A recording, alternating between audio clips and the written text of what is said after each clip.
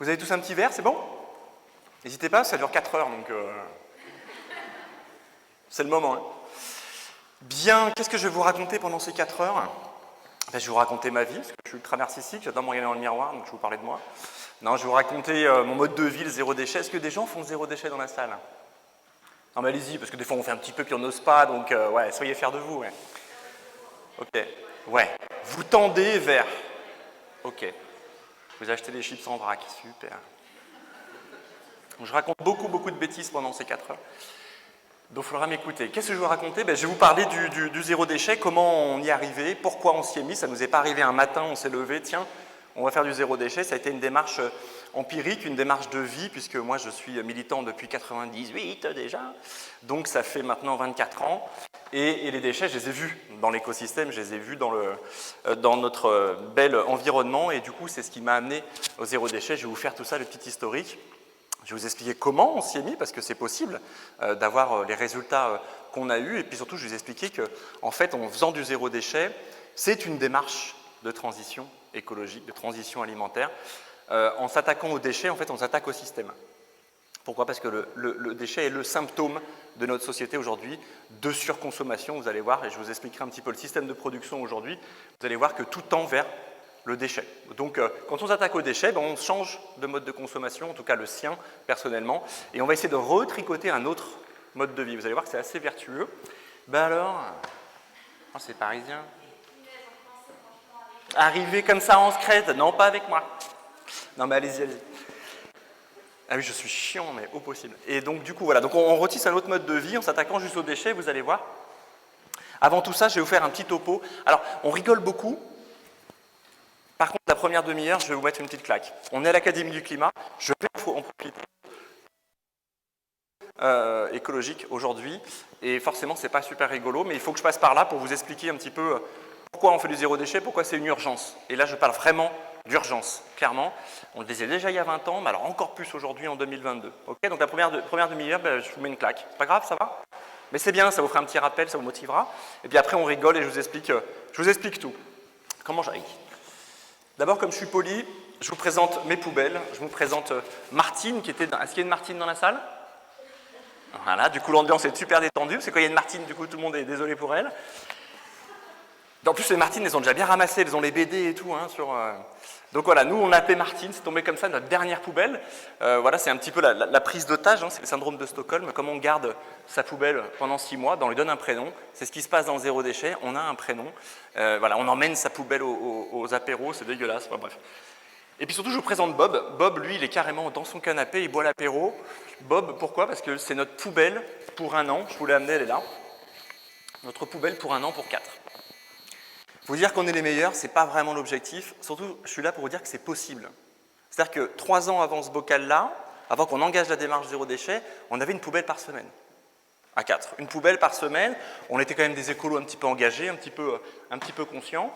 Je vous le passe? Vous en foutez. On avait une poubelle par semaine. La moyenne française, c'est une poubelle tous les 3 jours.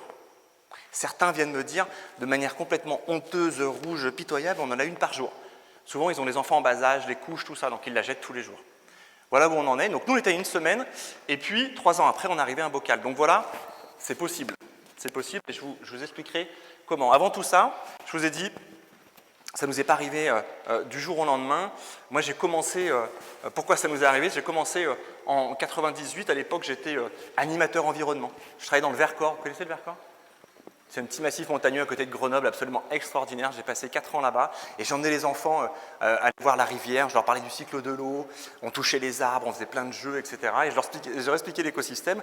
Et moi, je suis petit-fils de paysan du Lot, donc j'ai fait les foins, les patates, les haricots, les fraises, tout ce qu'on pouvait faire. Donc c'est mon grand-père finalement qui, lui, était zéro déchet. Hein. La ferme, c'était un cycle vertueux qui m'a appris tout ça. Voilà comment j'ai commencé. Puis surtout, je suis passionné de glisse, de surf, de snowboard, alors rien de très écologique, vous me direz, hein, beaucoup de résine, beaucoup de plastique.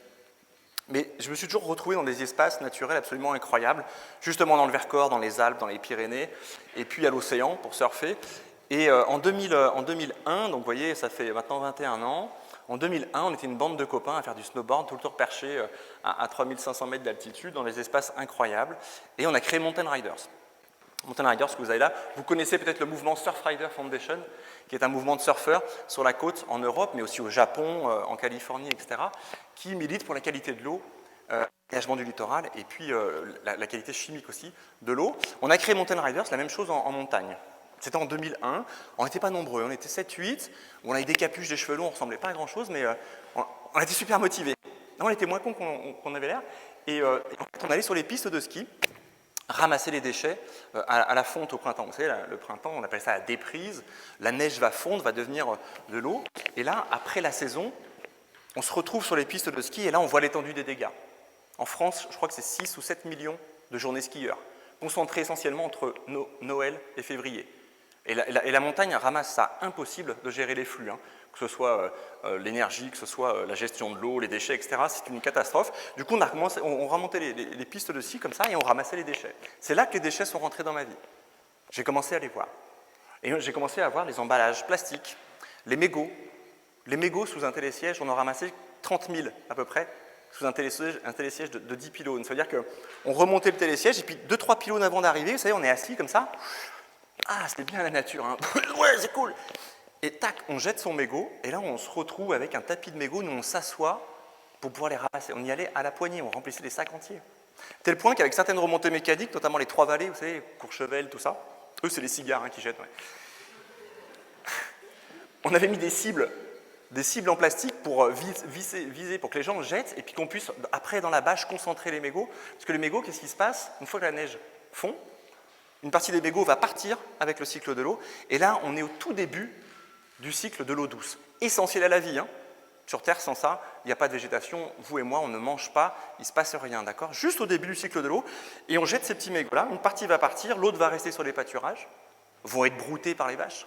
Ça fait du reblochon de nicotine. Ça change, c'est vrai que la myrtille, c'est un peu surfait. Hein. Donc, voilà comment les déchets sont rentrés dans ma vie, voilà comment j'ai commencé à militer autour de tout ça. Et puis après, j'ai continué. C'était les années 2000, vous vous rappelez, 2006, le pacte écologique, 2004, Al Gore, 2006, le pacte écologique avec Nicolas Hulot. On travaillait avec lui, je travaillais 5 ans avec la Fondation, c'était absolument incroyable. 2007, le Grenelle de l'environnement, vous vous rappelez ça? Je fais mon papy, hein, désolé. Grenelle 1, Grenelle 2, Grenelle de la mer, j'ai participé aux 3 entre 2007 et 2009, incroyable, on marchait sur l'eau. Première fois que les institutions, les entreprises et les citoyens, via les ONG, se retrouvent autour de la même table pour discuter d'un avenir commun. On l'a écrit, hein. Incroyable les textes de l'économie circulaire, de tout ça. On l'a pondu à cette époque-là, l'économie de la fonctionnalité, la programmation énergétique, des marches mégawatts sur 30 ans, tout y était. Je ne sais pas, Sarko, ce qu'il a fait, je ne sais pas, c'est pas dans ses intérêts, je crois qu'il a un peu planté le truc, hein. On n'a rien appliqué, puis après, on est parti dans le numérique, on est parti dans la conso, bref. Moi, j'ai continué, je suis allé faire un petit peu d'humanitaire, je suis Action contre la faim, je m'embêtais. Et puis, je suis revenu sur la côte atlantique, j'ai milité pour d'autres ONG, pour le cycle de l'eau, le climat, etc. Vous voyez que j'y ai passé du temps. Et moi, je viens de Cabreton. Vous savez, Cabreton, Segor, vous connaissez, sur la côte atlantique? Bon, je fais de la chance, hein, je suis privilégié, je suis allé là-bas pour surfer, évidemment. Ça, c'est ma plage. C'est ma plage au mois de janvier. C'est pas trop la carte postale qu'on vous vend. Hein. Quand vous venez au mois d'août, vous pouvez poser les surfeurs qui courent, ils courent tous au ralenti, c'est assez rigolo comme ça. Et vous posez la serviette, et il n'y a pas de déchets, on a tout enlevé. Hein. Mais ça, c'est au mois de janvier. Qu'est-ce qui se passe au mois de janvier? En fait, l'océan est en furie, on peut avoir des tempêtes, on peut avoir des gros creux, des gros vents, on peut avoir 4, 5, 6 mètres de creux. Et là, l'océan, qui est très agité, va venir nous poser, mais ça peut se faire en 24 heures, hein, va poser sur la plage tout ce qui d'habitude échappe complètement à notre vue. Tout ce qui d'habitude va partir avec les courants marins. Il faut savoir qu'aujourd'hui, l'océan reçoit environ 200 kg de déchets par seconde. Et pour moi, c'est la frange basse. 200 kg, c'est le PNUE, Programme des Nations Unies pour l'environnement, qui a fait cette estimation-là. Je pense qu'ils sont très prudents. On est au-dessus, largement. 200 kg par seconde. 1 tonne toutes les 5 secondes. Imaginez, on est en train de remplir nos océans. L'océan est la grande poubelle de la planète. Et d'habitude, qu'est-ce qui se passe? Ces déchets-là arrivent par les rivières, hein, les grands fleuves, etc., essentiellement asiatiques et africains, vous devinez pourquoi. Et ces déchets-là vont arriver, vont couler, hein, les 3/4 vont couler, aller étouffer les écosystèmes marins, évidemment, être ingérés par les mammifères marins. On estime que 100 000 mammifères marins meurent d'ingestion plastique chaque année. 1 million d'oiseaux meurent d'ingestion plastique chaque année. On estime qu'à peu près tous les oiseaux marins 9 sur 10 selon le WWF, ont du plastique dans les estomacs. D'accord? Donc voilà, ces déchets-là vont... Là, vous avez un petit cadavre de fulmar. De fulmar, c'est un oiseau marin. Et on retrouve dans son estomac un briquet, on retrouve des bouchons de bouteilles d'eau minérale, on retrouve des polystyrènes. Alors nous, on a fait des analyses d'estomac d'oiseaux marins. On peut trouver des balles de golf, des brosses à dents, tout ce qui va flotter, tout ce que notre société de consommation va rejeter, va être avalé par ces oiseaux marins. On estime que c'est à peu près 14 millions de tonnes de plastique qui sont déversées dans les océans chaque année. 14 millions de tonnes de plastique. Et ce petit fulmar, il a la particularité d'être sur une île qui est à 300 km de toute habitation humaine. C'est un photographe qui s'appelle Chris Jordan, je vous invite à aller le voir sur Internet, elle est passionnante, son expo. Il allait photographier les cadavres de ces oiseaux marins. Et cette petite île de ce fulmar-là reçoit une quantité de déchets astronomique. Elle est remplie de déchets. Pourquoi? Parce que tous les déchets qui n'ont pas coulé, je vous ai dit les 3/4 coulés, hein, tous les déchets qui n'ont pas coulé vont flotter et vont être emmenés par les courants marins. Vous savez, on a cette image en blanc, et comme on a une planète qui est ronde, ces courants marins vont former ce qu'on appelle des gyres océaniques, c'est-à-dire des grands tourbillons qui vont emmener les déchets à des endroits et les regrouper. On appelle ça les continents de déchets. Ça, vous connaissez, hein? Ouais, le plus grand est au nord du Pacifique. On estime qu'il fait à peu près en surface un tiers de l'Europe. Un tiers de l'Europe de plastique. Alors, quand on est dessus, j'y suis allé, on arrive au-dessus, on dit, mais il est où le continent plastique? On ne l'a pas vu. C'est pas comme sur la plage. En fait, tous ces déchets plastiques qui sont dans l'eau, le milieu marin est assez agressif, hein, les UV, l'iode, la molécule d'eau, tout ça va être attaqué et le plastique va se fragmenter. Il va se fragmenter pour faire des petits morceaux de plastique pour aller jusqu'à des microplastiques, jusqu'à du nanoplastique, c'est-à-dire qu'on va dégrader la molécule jusqu'au plus bas, jusqu'au plus petit, ajouter à cela toutes les molécules de plastique qui arrivent du lavage de nos vêtements, à peu près 25% des plastiques dans l'océan, ce sont les lavages de nos vêtements en polyester, plus 25% qui sont tous nos pneus de voiture. On change les pneus, mais il est passé où le caoutchouc? Il passe évidemment dans le cycle de l'eau, via les rivières, etc. Tout ça va dans l'océan, ce sont les deux premières sources de plastique. Et puis, tous ces plastiques-là vont se dégrader à un niveau de pollution micro, nano, on ne va pas les rattraper. Hein. Quand on a le jeune Hollandais qui nous dit « Ouais, j'ai fait un bateau pour ramener les plastiques », mais là, tu es dans un détail de l'histoire. Tout ça va rentrer en profondeur dans la chaîne alimentaire. Tout ça va aller perturber la chaîne alimentaire à un niveau qu'on ne connaît même pas aujourd'hui.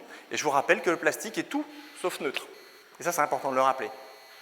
Le plastique est chargé en perturbateurs endocriniens, notamment. Rappelez-vous le scandale du bisphénol A. Vous vous rappelez ces biberons pour nos enfants, etc. Mais tous ces plastiques-là sont chargés en polluants, et tout ça va aller dans les planctons, phytoplanctons, nanoplanctons, tout ce qui nous donne à respirer. Je vous rappelle que c'est l'océan qui nous donne 50% de l'oxygène que nous respirons. Hein. C'est le phyto qui fait la photosynthèse. On est en train de s'aborder notre survie même, juste à la base de l'écosystème, avec ces plastiques-là. Aujourd'hui, sur Terre, on produit 400 millions de plastique, 400 millions de tonnes de plastique. On estime qu'en 2040, on sera à 600 millions de tonnes de plastique, en termes de besoins humains de consommation. C'est-à-dire que la courbe est comme ça. Là, je suis en train de vous dire que le plastique est un fléau, qu'il va falloir qu'on arrête d'en produire. En fait, il faudrait qu'on fasse un arbitrage du plastique, c'est-à-dire quels sont les plastiques que l'on va garder, quels sont ceux qu'on va déclarer indispensables à notre santé, à notre alimentation, etc. Et tous ceux que l'on va devoir enlever. C'est ça qu'il faudrait faire. C'est pas trop pro-business, ça, hein? Pas sûr qu'on le fasse. En tout cas, voilà où on devrait en être. En tout cas, ça va? Je vous ai dit, hein, j'y vais un petit peu au début. Hein, bon. Vous, je suis sûr que vous êtes des citoyens exemplaires ici. Vous ne jetez pas vos mégots dans la Seine. Vous savez, quand vous jetez un mégot dans la rue, là, c'est direct dans la Seine, hein, direct à l'océan Atlantique. Okay. Bref, vous jetez tout ça dans la poubelle, hein, la bouche de Martine qui est dans la cuisine, là. Vous lui parlez et tout, vous mettez ça, une fois que la poubelle est pleine, donc ce sac en plastique, hein, dans la poubelle en plastique, on ferme avec un fil en plastique et on va jeter ça dans une poubelle en dehors. C'est chaud, hein, le plastique. Hein. Vous allez sortir de la conf, c'est X-Files pour vous, hein, c'est au courant. Hein. J'en vois partout. Mais oui, c'est normal, c'est que j'ai bien fait mon job. Bref, on jette la poubelle. Là, il y a un camion qui passe, il fait un bruit épouvantable le matin dans les rues de Paris, là, je sais, chaque fois que je dors ici. Il va où, le camion poubelle, ici? Où est-ce qu'il l'emmène? Ivry. Ah, c'est Ivry qui prennent tout. J'aimerais pas habiter à Ivry, moi. Incinérateur, il y a deux options. soit le camion il va à un incinérateur, soit il va à une zone d'enfouissement. 130 incinérateurs, je crois 250 zones d'enfouissement, il faudrait que je me fasse un update, je ne suis pas sûr, mais voilà, ça va être ça. En gros, l'incinérateur, c'est simple, votre poubelle, dedans, il y a tout. Il y a toute la matière du monde. Surtout à Paris, déjà, il y a du compost, de la matière organique. J'aimerais que tout le monde ait un compost, mais ce n'est pas le cas, malheureusement. Donc du coup, on se retrouve avec de la matière organique, des plastiques, des métaux, tous les produits chimiques, des ferrailles, des produits électroniques, tout est là-dedans. Et on emmène ça à l'incinérateur et on fait un grand feu de joie. Dans un grand four à 1200 degrés, électrique, évidemment. Et on brûle tout ça. Quand vous faites un feu de cheminée, je sais que vous n'en faites pas beaucoup à Paris, mais bon, quand vous faites un feu de cheminée, vous mettez du bois, d'accord? Vous obtenez de la fumée et de la cendre de bois, d'accord? Ben, c'est pareil pour la poubelle, même logique. On va obtenir des fumées de poubelle, je ne vous raconte pas la toxicité, et des cendres de poubelle. Alors, on met sur les cheminées, on met des filtres pour ne pas polluer l'atmosphère directement. Une partie des molécules passe, il n'y a pas de miracle. Quand on brûle 1 tonne de poubelle, on obtient 35 kg d'ultra polluants, de concentrats polluants qu'on appelle les réfiums. Qu'est-ce qu'on fait de ces réfiums? C'est bien de filtrer, mais tous ces métaux lourds, etc., qu'on retrouve dans les filtres. 1 tonne de poubelle, c'est que dalle, c'est rien. 35 kg de réfium, qu'est-ce qu'on en fait? On va les enterrer. Non, ceux-là, on les enterre parce que là, ils sont vraiment, c'est ultra concentré. Par contre, oui, dans les routes, on va mettre les cendres de la poubelle. Pour 1 tonne de poubelle brûlée, on obtient 200 kg de cendres de poubelle, qu'on appelle les mâches-fer, et on les met à 80% dans les poubelles. Une autre partie qui sont trop polluées, on va aller les enfouir.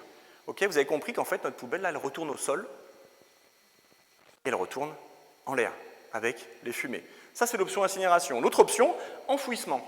On fait comme les chats, c'est-à-dire qu'on fait un trou, on met nos petits besoins, et on enterre. Je vous fais la caricature, mais c'est à peu près ça. C'est-à-dire qu'on fait un trou, alors on va mettre des membranes, des films géotextiles, on va essayer de protéger la nappe phréatique et la terre, okay, on met nos poubelles et on recouvre. Là, la matière organique va méthaniser, c'est l'évolution de votre pelure de banane, c'est normal.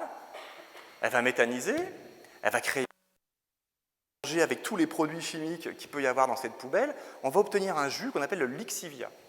Ah, ultra pollué aussi, je ne vous raconte pas ce qu'il y a dedans, toutes les molécules du monde. On pompe ce Lixivia, qu'est-ce qu'on fait? C'est remarqué qu'à chaque fois, on crée une pollution qu'il va falloir en faire quelque chose. Okay, le Lixivia, on l'emmène dans la station d'épuration, elle va être rejetée dans le filtrage de l'eau. Une grande partie va se retrouver dans les boues d'épuration qu'on va aller épandre sur les sols. Et une partie va se retrouver dans le cycle de l'eau et retourner dans la flotte. Vous l'avez compris, on n'a pas inventé la baguette magique à faire disparaître la poubelle. Ça n'existe pas. On est juste en train d'essayer de les traiter du mieux qu'on peut, en essayant d'éviter le maximum de pollution. Mais il n'y a pas de miracle, il n'y a pas de magie. Vous avez compris que notre poubelle, elle retourne au sol, à l'eau et à l'air. Nous sommes tous des mammifères faisant partie d'un cycle alimentaire, d'une chaîne alimentaire. On est les super prédateurs, l'homme, mais on n'en est pas sorti. Quoi que vous fassiez, quoi que vous consommiez, n'importe quel déchet que vous aurez, évidemment, il retourne à la nature. On fait partie de la nature, même si ici on a peut-être l'impression de l'avoir perdu, mais on en fait partie. Okay, alors je ne tire pas sur l'ambulance, je suis ravi qu'il y ait, je suis content qu'il y ait des incinérateurs, des zones d'enfouissement. Parce que les poubelles, vous les produisez, je les produis, on les produit tous. Il faut bien les traiter, donc tant mieux. Merci aux élus qui s'en occupent d'ailleurs. Et je suis ravi parce que j'ai voyagé, j'ai habité à l'étranger, j'ai travaillé à l'étranger. Ça, c'est une rue de Bombay. C'est un copain qui me l'a envoyé, il m'a dit « Jérémy, heureusement que tu n'étais pas là. Tu aurais pété un plomb. » Qu'est-ce qui se passe là-bas quand vous avez fini le paquet de chips? La rue est remplie de déchets. On ramasse tout ça, on met dans les camions, puis on va en périphérie de la ville. Et puis on va mettre ça dans des zones à ciel ouvert. Les gens habitent là, on les appelle les glaneurs, ils sont tellement pauvres que quand le camion poubelle arrive, ils essayent d'attraper tout ce qu'ils peuvent attraper pour faire du commerce ou même manger directement. Ça, c'est une plage d'Indonésie. Indonésie, le paradis des surfeurs. Il y a 25 ans, c'était le paradis sur Terre. C'est la carte postale. Aujourd'hui, le plastique est devenu cause nationale. Ils ne savent plus quoi en foutre. Il y en a de partout. Toutes les plages sont remplies de polystyrène de plastique. Les spots de surf sont remplis de... Tu surfes avec les plastiques qui te passent par-dessus. C'est incroyable. Pourquoi? Parce qu'on a importé, exporté, comme vous voulez, ce mode de vie basé sur l'ultra-consommation jetable et plastique. Ils ne savent plus quoi en faire. Donc, il va falloir qu'on équipe ces pays, ou alors peut-être qu'on change de mode de consommation. Je n'ai pas la solution. Vous la verrez plus tard. Pourquoi on en est arrivé là? Pourquoi le monde entier est rempli de plastique? Pourquoi l'océan va être rempli de plastique plus que de poissons d'ici 20 ans? Parce que tout notre système, depuis l'après-guerre concrètement, est basé sur la croissance économique. Vous savez, les fameux 2 points qu'on n'a jamais, on a plutôt 0,2, quoi. Et là, en ce moment, je ne sais pas combien on en est, mais je ne sais pas si on n'est pas négatif. Hein. Je ne vais pas vous faire le débat de la croissance, mais surtout, je vais vous expliquer que cette croissance, elle est basée sur la consommation essentiellement de produits et de services. J'aurais dû écrire l'hyperconsommation, la surconsommation. On est arrivé à un niveau aujourd'hui. Bref, je vais vous faire la traduction de cette consommation, la traduction écologique, parce que c'est ce qui m'intéresse. Et c'est ce dont je suis aujourd'hui venu vous parler à l'Académie du climat. Pour avoir un produit, mais il faut de la matière première, il faut de la ressource. Qu'on prend à la terre, elle est d'une générosité incroyable et d'une diversité aussi incroyable. On va tout y trouver, toutes les matières, qu'elles soient végétales, qu'elles soient minérales, qu'elles soient... Et cette matière-là, on va la transformer avec de l'énergie, essentiellement fossile aujourd'hui. Tout ce que l'on consomme, la plupart du temps, c'est made in China. Aujourd'hui, le mix énergétique chinois, 60%, c'est le charbon.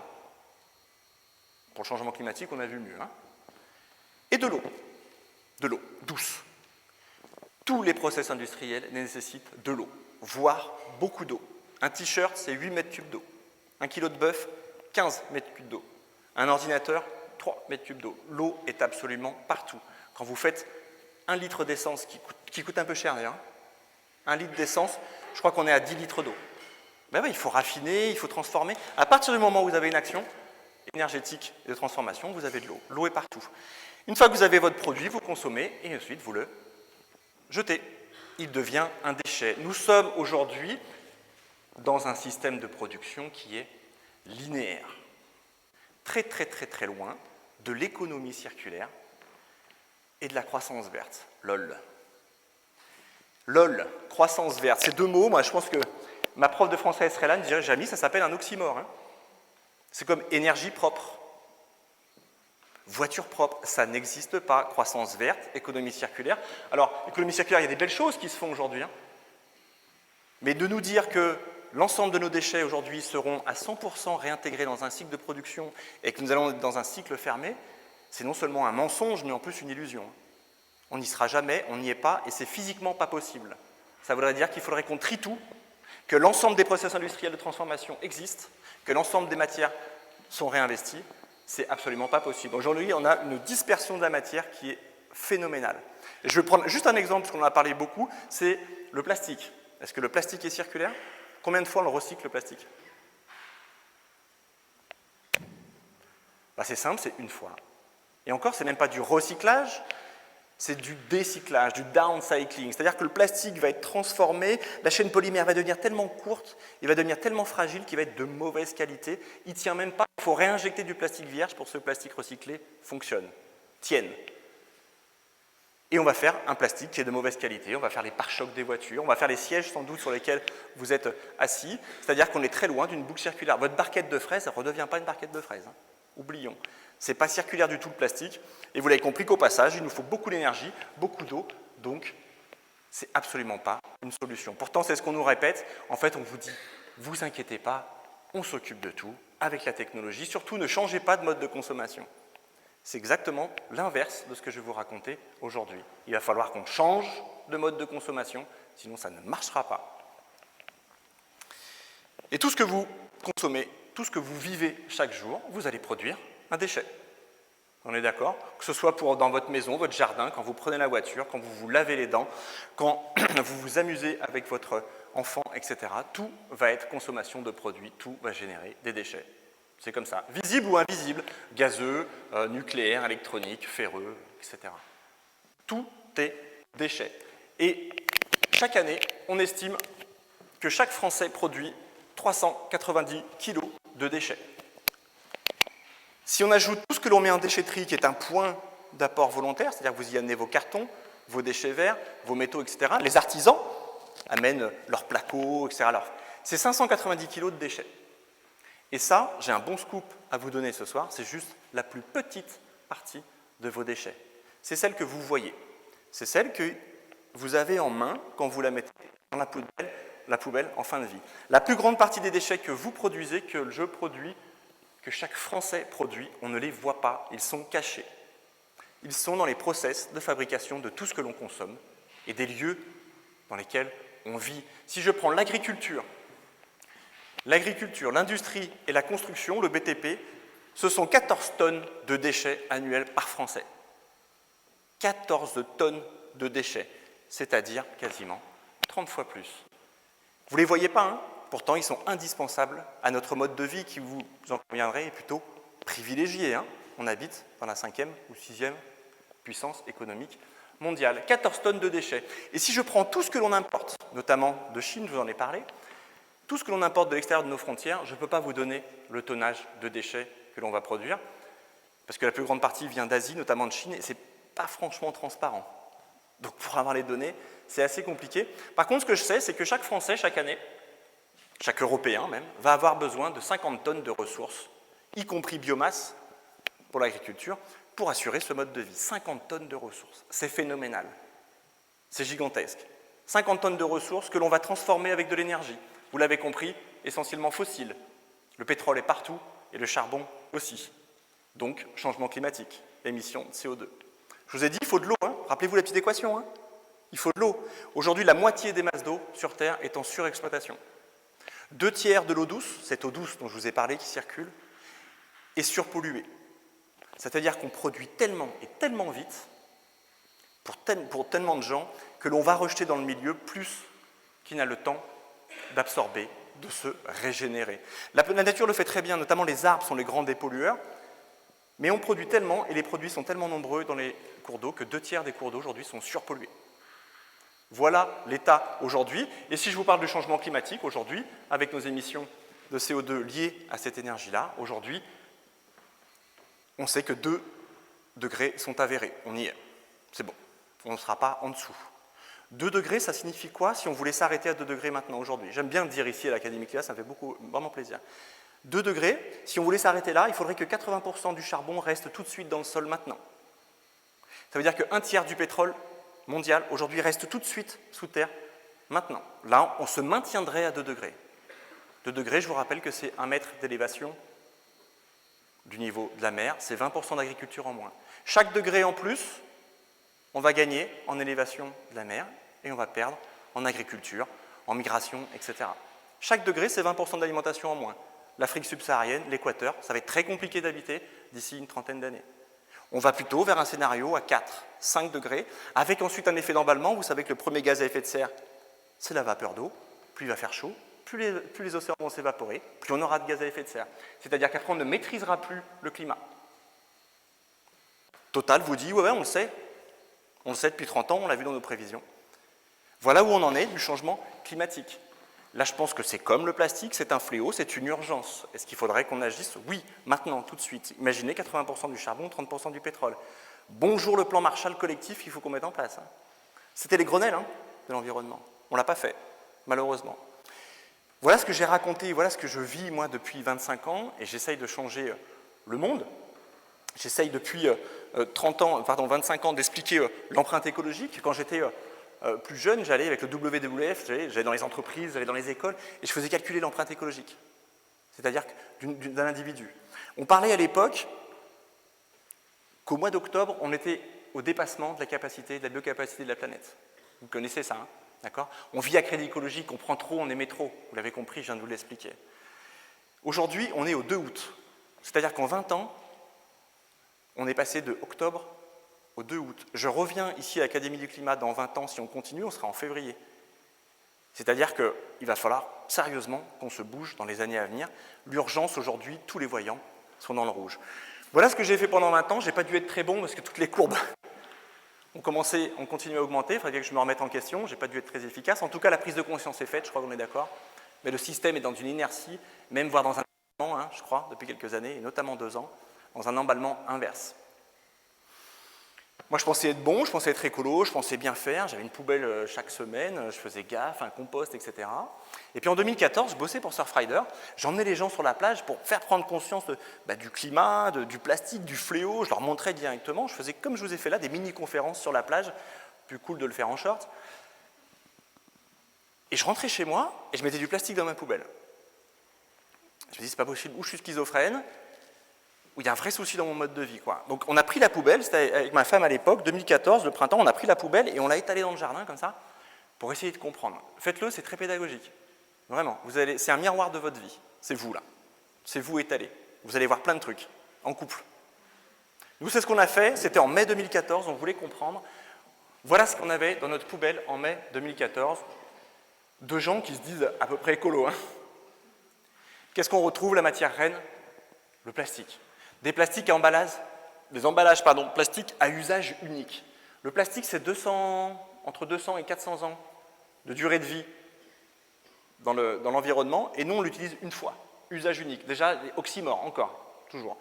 On avait des emballages de Kleenex, des emballages de jeux à haute valeur éducative. Attention, c'est du lourd hein, pour les gamins. Sans ça, est-ce qu'on va arriver à s'en passer? L'arbitrage, je ne suis pas sûr. Hein. On va les garder, ceux-là, hein, les planes. Des emballages de beurre. On faisait gaffe, il est bio. Hein. Des emballages de goûter. Là, il y a eu un gros débat. Et on s'est battu. Qui? C'est ma femme, je le sais. Parce que comme elle n'est pas là, elle a tort, elle est qu'à être là. Les emballages de médicaments. D'ailleurs, tiens, il reste encore des médicaments dedans, c'est bizarre, c'est dans la poubelle. Des emballages de bonbons, les emballages de cigarettes, d'huile d'olive, les pailles. Oh, les pailles, si ce n'est pas un symbole du plastique à usage unique, ça. Et je jette. Incroyable. Non mais incroyable, il faut y penser quand même. Et il y avait un truc aussi quand même, il y avait un tire-croc. Ah! Un tire-croc. Vous savez, pour prendre les cornichons sans se mouiller les doigts? Non mais tu prends il y a la pyramide de Maslow, vous savez, en management, dans les entreprises, on utilise la pyramide de Maslow, besoins primaires, secondaires, réalisation personnelle, etc. Moi, le tire-croc, je le mets en haut de la pyramide, je veux dire. Là, au niveau du progrès, tu es là, wow, j'ai un tire-croc, wouh! Quand on a dit on va arrêter la poubelle, tout le monde a dit mais vous allez faire comment pour les corniches, quoi? Je sais pas, une fourchette, c'est jouable. On est parti de là, on s'est dit ok, est-ce que c'est possible de se passer de tout ça? C'était comme ça hein, notre démarche au départ. Est-ce que c'est possible de se passer de tous ces emballages? Est-ce qu'on va continuer à manger, des cornichons notamment, sans tout ça? Alors on s'est lancé, au début il n'y a pas de zéro déchet, donc du coup on a créé un blog qui s'appelait Nos Poubelles. Niveau market, on n'était pas... Ouais, on peut se remettre en question. Et donc voilà, moi j'écrivais, et ma femme dessinait, puisqu'on faisait ça pour les ONG depuis 15 ans, et on s'est dit tiens, on va faire un projet pour nous, pour une fois, on va s'éclater. Donc du coup j'ai raconté plein de conneries, c'est cool. Et là le blog a explosé, enfin bref. Et on s'est lancé comme ça, tout le monde nous a dit vous n'y arriverez pas. Nous ce qu'on voulait savoir, c'est est-ce qu'on pouvait vivre sans ça? C'était notre question de base, c'est tout. Et on est parti. Première année, on est passé à une poubelle, donc une poubelle par semaine, hein. Vous voyez les volumes, à une poubelle par mois. Donc, ça fait à peu près ce volume-là. Et un petit bac de recyclage qui, bizarrement, quand on essaye de sortir des déchets, ben on a beaucoup moins à recycler. C'est pas mal quand même, hein, comme concept. Et puis un gros compost. Alors là, quand on fait du zéro déchet, le compost, il s'épanouit. Il est beau. Deuxième année, on est passé à une poubelle en 6 mois. Un compost. Alors à l'époque, on avait des vers, on a dit c'est des mouches américaines. Alors glisse américain, c'est plus gros. Donc c'est des mouches XL, des vers XL. Ils vous bouffaient le compost, c'est assez impressionnant. Un petit bac de recyclage qui là est réduit quand même à pas grand-chose. Bon, j'avoue qu'il y a beaucoup plus de bouteilles de vin normalement et de cadavres. Comme ma femme est alcoolique, elle les planque. Je gère, hein, j'essaye de faire ce que... Bon. Donc normalement, il y a plus de bouteilles.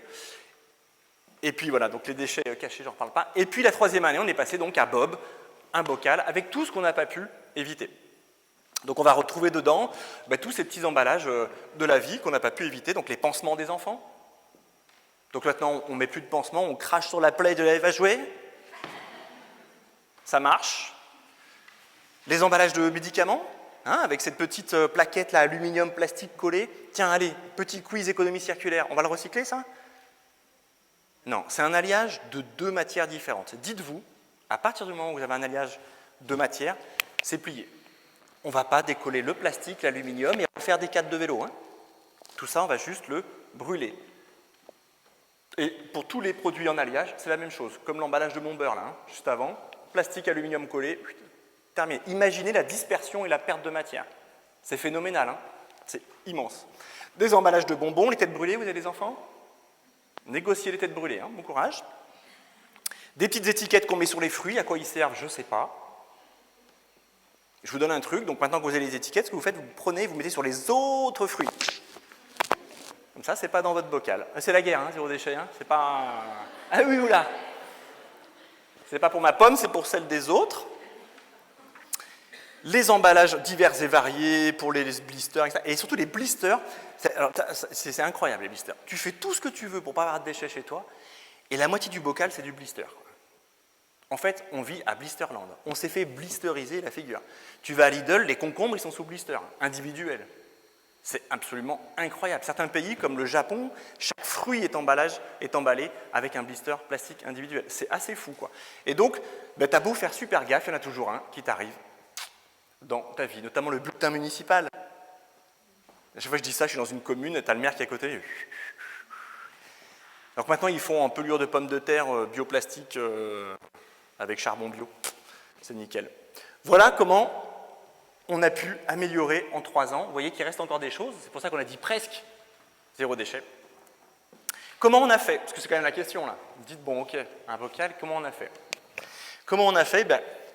On s'est retrouvé dans notre poubelle en 2014. On était comme ça devant, on se dit, wow, c'est pas possible. Et là, on a pris conscience d'un truc, c'est que si on ne le veut pas dans la poubelle, en fait, il ne faut pas l'acheter. En fait, votre poubelle, elle commence dans le magasin. Si vous ne le voulez pas dans la poubelle, il faut le refuser en amont, dans le magasin. Donc, on s'est mis à refuser. Non, ça, je ne le fais plus. Non, ça, j'en veux plus. Donc, du coup, on s'est dit, quelle solution j'ai? Il a fallu qu'on trouve des solutions pour continuer à manger des corniches ou du beurre. Donc, le beurre, on est allé voir la fromagère sur le marché. On dit, est-ce que c'est possible d'avoir du beurre sans emballage? Bien sûr. Ah. Et là, elle nous sort le beurre à la motte. Waouh, une motte comme ça, elle prend son petit fil à couper le beurre, je ne sais pas si c'est qu'il a inventé, mais ouais.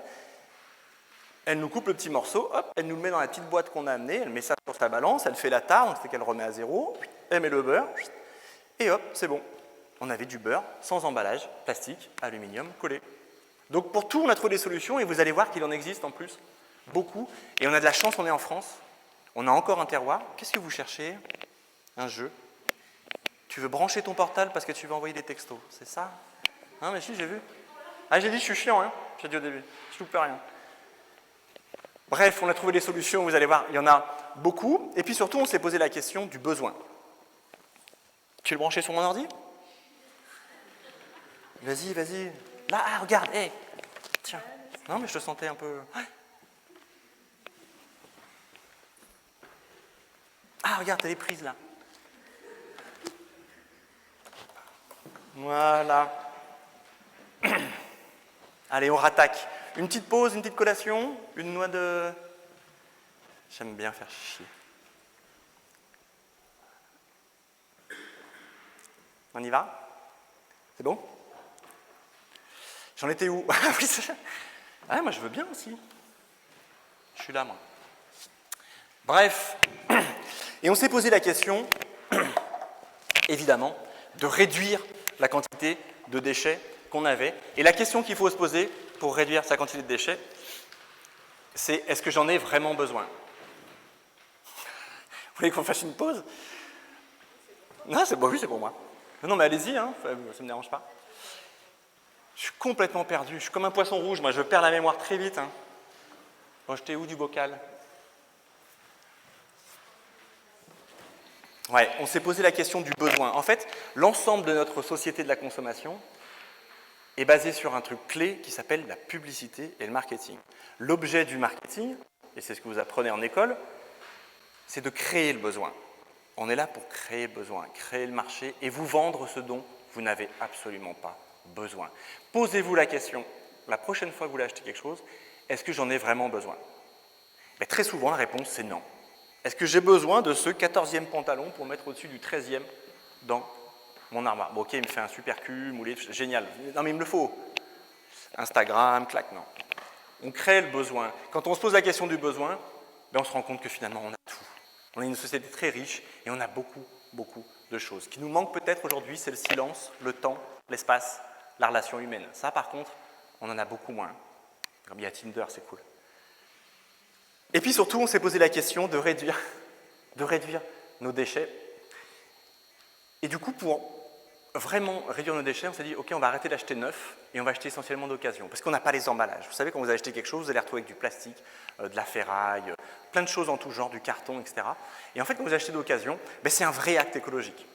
Pourquoi? Parce que quand vous achetez d'occasion, vous achetez un produit qui n'a pas nécessité de l'eau, de l'énergie et de la matière. C'est un produit qui existe déjà. Vous lui donnez une seconde vie. Vous les économisez autant pour la planète. Surtout si vous le revendez derrière. D'accord ? Donc l'achat d'occasion, c'est, on en reparlera, un vrai acte écologique. Et c'est ce qu'on a fait, nous, du coup. Et ce qui est rigolo, c'est que quand on achète d'occasion, non seulement on a un acte écologique, mais en plus économique, ça va vous coûter beaucoup, beaucoup moins cher. Faites le test, la prochaine fois que vous voulez acheter quelque chose, cherchez s'il existe d'occasion. On produit tellement que quasiment, forcément, il existe. Mais tout, que ce soit les fringues, le jeu pour les enfants, etc., quasiment tout existe. Et puis quand on achète neuf, on essaye d'acheter autrement. Des choses qui soient le plus durables possible, le plus économisé possible, le plus recyclable en fin de vie. Donc on essaye d'éviter les alliages de matière. Et le plus réparable, pourquoi ? Parce que réparer, c'est allonger la durée de vie. Donc encore une fois, éviter d'acheter quelque chose qui est neuf, donc de la matière, de l'énergie, de l'eau. Cette petite équation, vous l'avez en tête maintenant, gardez-la. Ça s'appelle les 4 R. Voilà. Et vous allez voir qu'avec les 4 R, on réduit pas mal sa poubelle. La poubelle, elle est constituée de 3 tiers. Le premier tiers, c'est la matière organique. Faites un compost, vous enlevez un tiers de votre poubelle. Une décision, un tiers. C'est la plus efficace que vous pouvez avoir. Quand on me dit la première qu'il faut mettre en place zéro déchet, compost. On peut le faire à Paris, composteur collectif, dans les jardins, en lombricompostage. Je sais qu'il y a des arrondissements qui commencent à faire des projets pilotes pour faire un composteur de la ville, etc. Tant mieux, continuons. Moi, j'ai vu des pays où ça marche, d'ailleurs. Deuxième tiers de la poubelle, c'est tout cet emballage agroalimentaire que vous avez vu dans ma poubelle en 2014. Donc vous voyez que les 2 premiers tiers, c'est l'alimentation. N'allez plus en supermarché, mais n'y allez plus, vous enlevez le 2e tiers. Ça vous semble radical comme ça, mais vous allez voir que ça ne l'est pas en fait. Pas du tout. Et le 3e tiers, c'est tous les objets de la vie que l'on consomme et qui cassent, qui arrivent en fin de vie. Les jeux des enfants, le stylo, la tasse, etc. Et tout ça va se retrouver évidemment dans la poubelle pour aller être incinéré, etc. Donc vous voyez que là-dedans, les 2 premiers tiers, c'est l'alimentation. Donc une des premières actions, ça va être de changer ces modes d'achat, de consommation. Nous, comment on fait ? Je vous ai dit, on ne va plus en grande surface. Terminé, sauf pour dépannage. Il est 20h, j'ai un apéro. Et on va au marché. Le marché, quoi. Chez nous, à Cabreton, c'est le samedi matin. Donc le samedi matin, j'ai mon petit kit de course. Je vous invite à le faire si vous ne l'avez pas, avec un petit sac, avec mes sacs à vrac dedans. J'ai un petit sac en osier, magnifique. Et surtout, j'ai acheté un caddie. Comme ma grand-mère avec les 3 roues pour passer les trottoirs. Et là, tu as la grosse classe. Mais oui. Le caddie, et dedans, je mets mes petits tupperwares en verre dedans. Donc j'en mets 4, 5 selon ce que je vais acheter. Un petit pot en verre ou 2 pour la crème fraîche, etc. Et là, je vais au marché le samedi matin. Les gens me disent « ouais, mais j'ai pas le temps ». Alors, je ne vois pas où on met plus de temps d'aller au marché qu'en grande surface. Au contraire. Je ne prends pas ma voiture, moi j'y vais à pied. J'ai de la chance, c'est à 200 mètres. Et quand j'arrive sur le marché, avant, je commence déjà par boire un café parce qu'il y a tout le village au marché. Et donc, on se rejoint avec les copains. Le café, on discute, je connais tout le monde, on s'appelle par notre prénom. C'est un lieu de vie, mais c'est la place du foirail, quoi. Historiquement, dans les villages en France, c'est au marché que tout le monde se retrouverait pour venir échanger, faire du commerce, se donner des nouvelles, etc. La grande surface, vous êtes tout seul avec votre caddie et les néons. Et bientôt, il n'y aura même plus de caissière. Si vous voulez, je vous parle du supermarché du futur. Tout sera smart, tout sera bip, tout sera connecté, même votre caddie et votre portable. Bonjour, comme avenir. On a vu mieux en termes de relations humaines. Moi, je vais au marché et c'est un vrai bonheur d'y aller. Première chose, après avoir bu mon café, je vais voir ma fromagère parce que mes tubes sont au fond de mon caddie, donc il faut que je les passe en premier. Et là, avec mes petits tubes, hop, elle le pose, elle fait la tare, je prends mes petits fromages de chèvre, mon petit roquefort, tous mes petits fromages, je prends mes petits yaourts, la crème fraîche, elle a une crème fraîche de dingue, en seau comme ça de 10 litres à la louche. Elle me met dans mon pot à confiture que j'ai emmené, je fais bien la crème fraîche, c'est vrai, effectivement. La crème fraîche, le beurre, alors on a un grand jeu avec le beurre, quand elle fait la tare, après elle dit des trucs, et moi je donne le poids, j'estime. Et si je devine, elle me le file. Ça m'est arrivé 2 fois. Le dernier, c'était 275 grammes, je gagnais. Et elle me le donne, donc c'est cool. Là, pour à peu près 30 €, j'ai tous mes produits laitiers en vrac, zéro déchet. Après, je vais en face, je vais voir Corinne, qui a des grosses lunettes comme ça, et elle fait toute la boucherie. Elle fait elle-même ses petites terrines, etc., avec des petits canards et des poulets du coin. Là, je prends, pareil, avec mes petits tubes, je prends pour 30 € de produits carnés. On n'en mange pas beaucoup, on en mange peut-être 3 fois dans la semaine. Voilà, pour 30 €. Puis après, je vais voir mon primeur, et là, par contre, j'y vais. J'ai 2 primeurs, un qui est plutôt local bio et un qui est un peu plus loin du Lot-et-Garonne et qui a du raisonné, du bio, du rien, du tout, du vin. Et là, je mets à peu près 50 € de fruits et légumes. 50 € de fruits et légumes pour 4, vous avez de quoi manger la semaine. Hein. Vous avez de quoi cuisiner, hein, vraiment. Là, je remplis mon caddie avec les poireaux qui dépassent comme ma grand-mère. C'est la grande classe. Et puis après, je vais au fond là-bas, je vais voir la vrac mobile. Il y a une des premières du réseau vrac, une ancienne copine de Surfrider qui a monté dans les premiers. Et là, je viens avec mes petits sacs. Alors d'abord, je vais pote un café, puis on discute pendant une demi-heure. Et après, je peux acheter. Je viens avec mes petits sacs à vrac, et là, je prends ma farine, mon sucre, mes pâtes, mes amandes, mes noisettes, mon thé, tout ce qui est épicerie, et dont on fait la promotion depuis un mois dans le réseau vrac. J'achète tout ici. Pour à peu près 40 €, j'ai tout ce dont j'ai besoin en termes d'épicerie pour cuisiner. Vous voyez que pour à peu près, allez, on va dire entre 120 et 140 €, faites le compte, j'arrive à manger le plus local, le plus bio, le plus vrac possible, simplement en faisant le marché. Les gens vous disent, ouais, c'est plus cher. C'est faux, la première chose, nous on a calculé avec un bureau d'études, vous l'avez les résultats dans le bouquin, on consomme beaucoup moins en termes de volume. Moi je dois acheter un tiers moins que des gens qui consomment en supermarché. Un tiers moins, pourquoi? Parce qu'en qualité nutritionnelle, c'est meilleur. J'achète pas de promotion. J'achète pas de paquet XL, donc j'en jette la moitié. Je suis dans la juste dose et je suis dans quelque chose qui va me rassasier mes enfants. Donc, eh ben, on fait des économies, on consomme beaucoup moins. Je vous rappelle qu'aujourd'hui, quelqu'un qui consomme en grande surface, sur un an, c'est à peu près l'équivalent d'un mois qui va à la poubelle. Date de péremption, emballage, promotion, etc. Un mois, c'est-à-dire 600 € qui vont à la poubelle chaque année. C'est incroyable. Le gaspillage de nos sociétés en termes d'alimentation, c'est absolument phénoménal. Je crois que sur Terre, on doit produire pour 12 milliards d'individus, il y en a à peu près la moitié donc qui va à la poubelle. Je crois qu'on est à 40 et quelques pourcents. C'est fou, hein? Là, zéro gaspillage, zéro déchet. Et voilà, regardez comme c'est beau après le résultat. On a des beaux fruits et légumes, faire une petite tarte aux poireaux, petite salade de fenouil au pamplemousse, tous nos emballages. On retrouve les petits brebis des Pyrénées. On essaie de prendre le plus local possible. Et puis tous nos bocaux avec nos produits secs. Voilà. Il y a deux choses à savoir, je ne vous mens pas, hein. Tous nos produits sont bruts, donc il faut cuisiner. Eh oui, on n'est pas tous égaux là. Certains sont plus égaux que d'autres. Moi j'ai des copains, la cuisine, ils font les pâtes ou le riz et encore la cuillère elle est debout dans le truc, quoi. J'arrive pas à doser. Jérôme, ça fait 20 ans que tu fais du riz quand même. Non, je sais pas, ça n'arrive pas au cerveau. Donc soit on n'a pas appris, on n'a pas été dans une culture de la cuisine familiale, soit on n'a pas le temps. Alors il y a ceux qui n'ont vraiment pas le temps. J'ai des potes, hein, ils font 12, 14 heures par jour parce qu'ils sont cadres sup d'une grosse boîte et que là, en ce moment, l'aéronautique, c'est juste ouf. Et donc, je comprends. Ou l'agriculteur, on fait 80 heures. Après, il y a ceux qui n'ont pas le temps, mais qui sont aux 35 heures. Là, c'est un autre choix, en fait. On a le temps, on le prend ou pas. Alors, je ne vais pas juger, chacun sa vie, chacun son choix.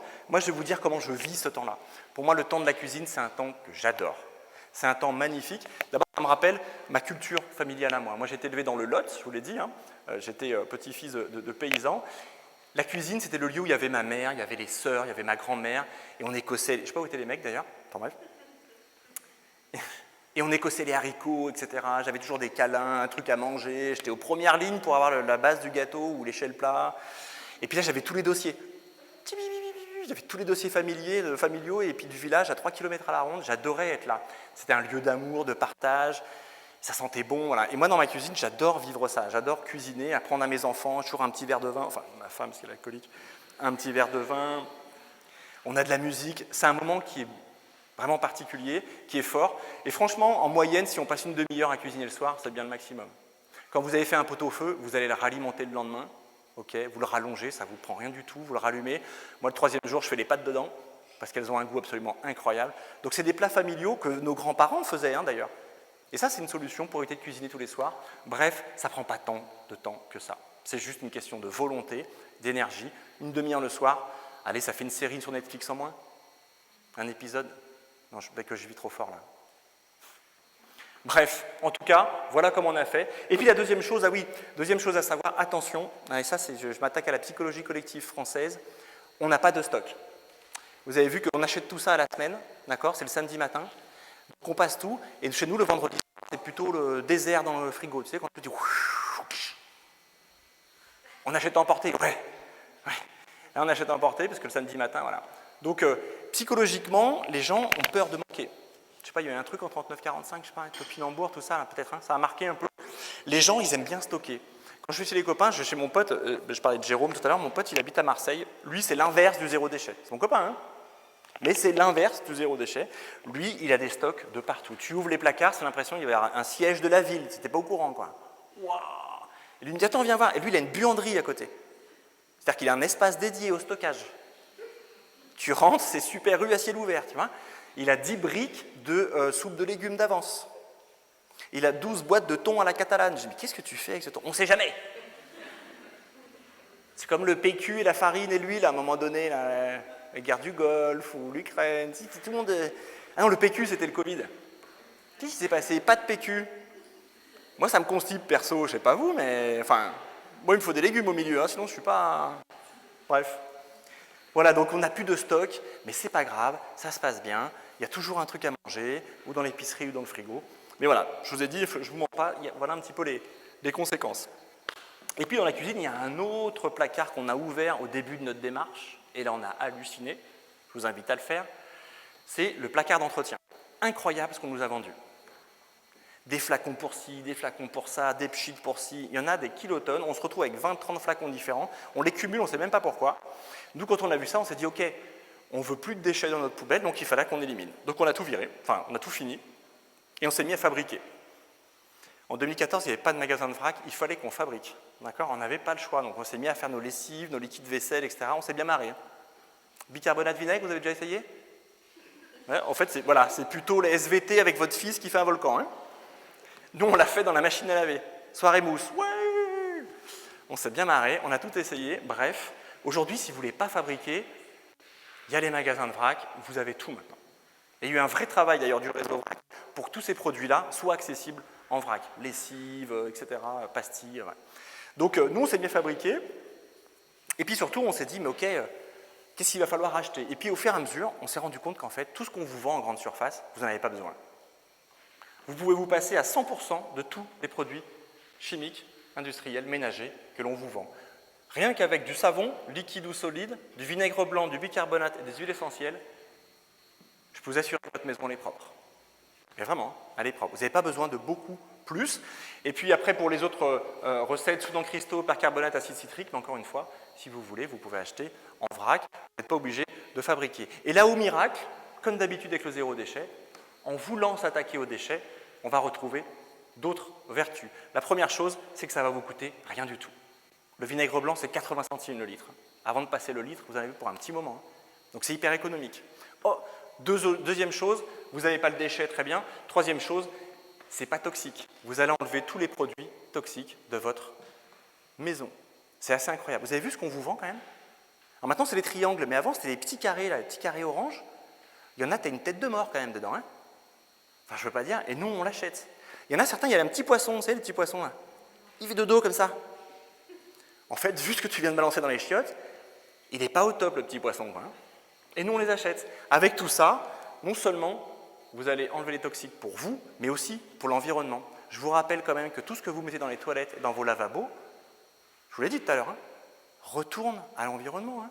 Quand vous tirez la chasse d'eau, ces produits-là ils vont à la station d'épuration. Là, on va traiter tout ce qui est organique, pipi, caca, ce sont un système de bactériaux hein, okay, qui va manger tout ça, mais tous les produits chimiques, ils se retrouvent où? Soit dans les boues d'épuration, soit une partie va être rejetée dans le cycle de l'eau. Il n'y a pas de miracle, on fait ce qu'on peut. D'accord? Donc si nous, en amont, on peut éviter de balancer dans nos toilettes, ben, c'est toujours bien pour l'environnement. Hein. Okay.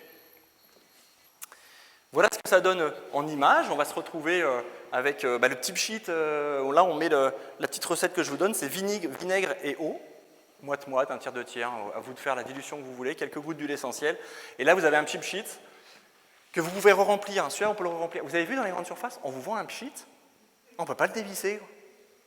C'est l'obsolescence du pchit. Quoi. Il fallait y penser quand même. Hein, pour que tu rachètes un truc en plastique, parce que l'autre, tu peux aller le brûler finalement, on s'en fout. Nous, on le remplit avec vinaigre, eau, huile essentielle, ça ne vous coûte rien du tout. Avec ça, vous pouvez faire toutes les surfaces. Tout. Salle de bain, cuisine, toilette, les montants, le sol, la voiture. Hyper efficace. Le vinaigre, c'est volatile, donc ça ne sent plus. Okay, ceux qui ont peur de l'odeur, ça s'en va. Et sur les vitres, ça s'en va hyper vite, c'est hyper pratique. Donc voilà, on retrouve tous nos produits, les éponges à composter, le savon en vrac, la petite brosse avec la tête qu'on va pouvoir composter ou recycler. Et attention à la révolution, c'est assis, on a des torchons. Vous savez qu'on peut vivre sans sopalin en fait. Ouais, c'est possible. On a des torchons, on les lave, pas nous, hein. On ne va pas à la rivière pour frotter sur la raclette, hein. On a une machine qui les lave, incroyable. Imaginez la quantité de cellulose et d'emballage plastique qu'on économise rien qu'en 10 ans de torchons, quoi. Vous voyez le gaspillage dans lequel on est, hein. Complètement. On est dans la société du jetable. Jetable, ce n'est pas compatible avec environnement et planète. Il va falloir qu'on sorte de cette idée-là. Avec les torchons, vous évitez, et c'est assez simple, vous pouvez juste les laver. Voilà, ça va? Je sens que l'hypoglycémie gagne la salle. Restez connectés, il reste 2 heures. Après, il y a l'autre salle, l'autre pièce dans la maison qui est la salle de bain. Et là, en termes de déchets, c'est pas mal aussi. Est-ce que vous avez visualisé, vous, votre salle de bain ou celle d'autres personnes que vous connaissez, le nombre de produits que l'on a? D'abord, il y a un étage pour Yves Rocher, tous les cadeaux, plus toutes les crèmes, etc. Là, je vous ai mis un bilan minimum de quelqu'un qui se lave normalement aujourd'hui en France. Des gels douche, en grande surface, hein, bien sûr. Des gels douche, des shampoings, des crèmes. Vous avez vu la Nivea, la Q10, là, on gagne 10 ans. Hein. C'est validé en labo. Hein. Je ne sais pas quel est ce labo. Des emballages des tubes de dentifrice avec les 3 couleurs qui sortent, on ne sait pas comment.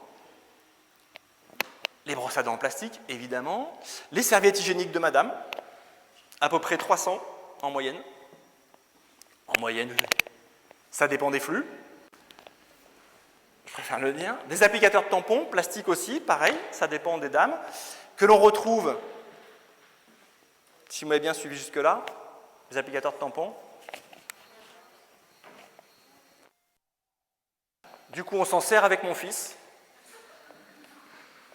Très pratique sur les châteaux. Donc, du coup, là, tu peux faire les tourelles de vigie. Quand il y a encore les 2 parties, ce qui est sympa avec les 2 parties, c'est que tu mets des trucs devant, tu shootes les plémos. C'est pas mal. Non, mais parlons de ce qu'il faut. Hein. Les cotons-tiges. Alors ça, les cotons-tiges, c'est chouette parce qu'on peut faire toutes les palissades, les ponts-levis, les passages. Vous rigolez, hein, mais ça, c'est le lac d'Osgore. Vous savez, le lac d'Osgore, je suppose que vous êtes déjà allé en vacances par là-bas. Nous, c'est notre plage. Le lac d'Osgore, c'est un lac marin.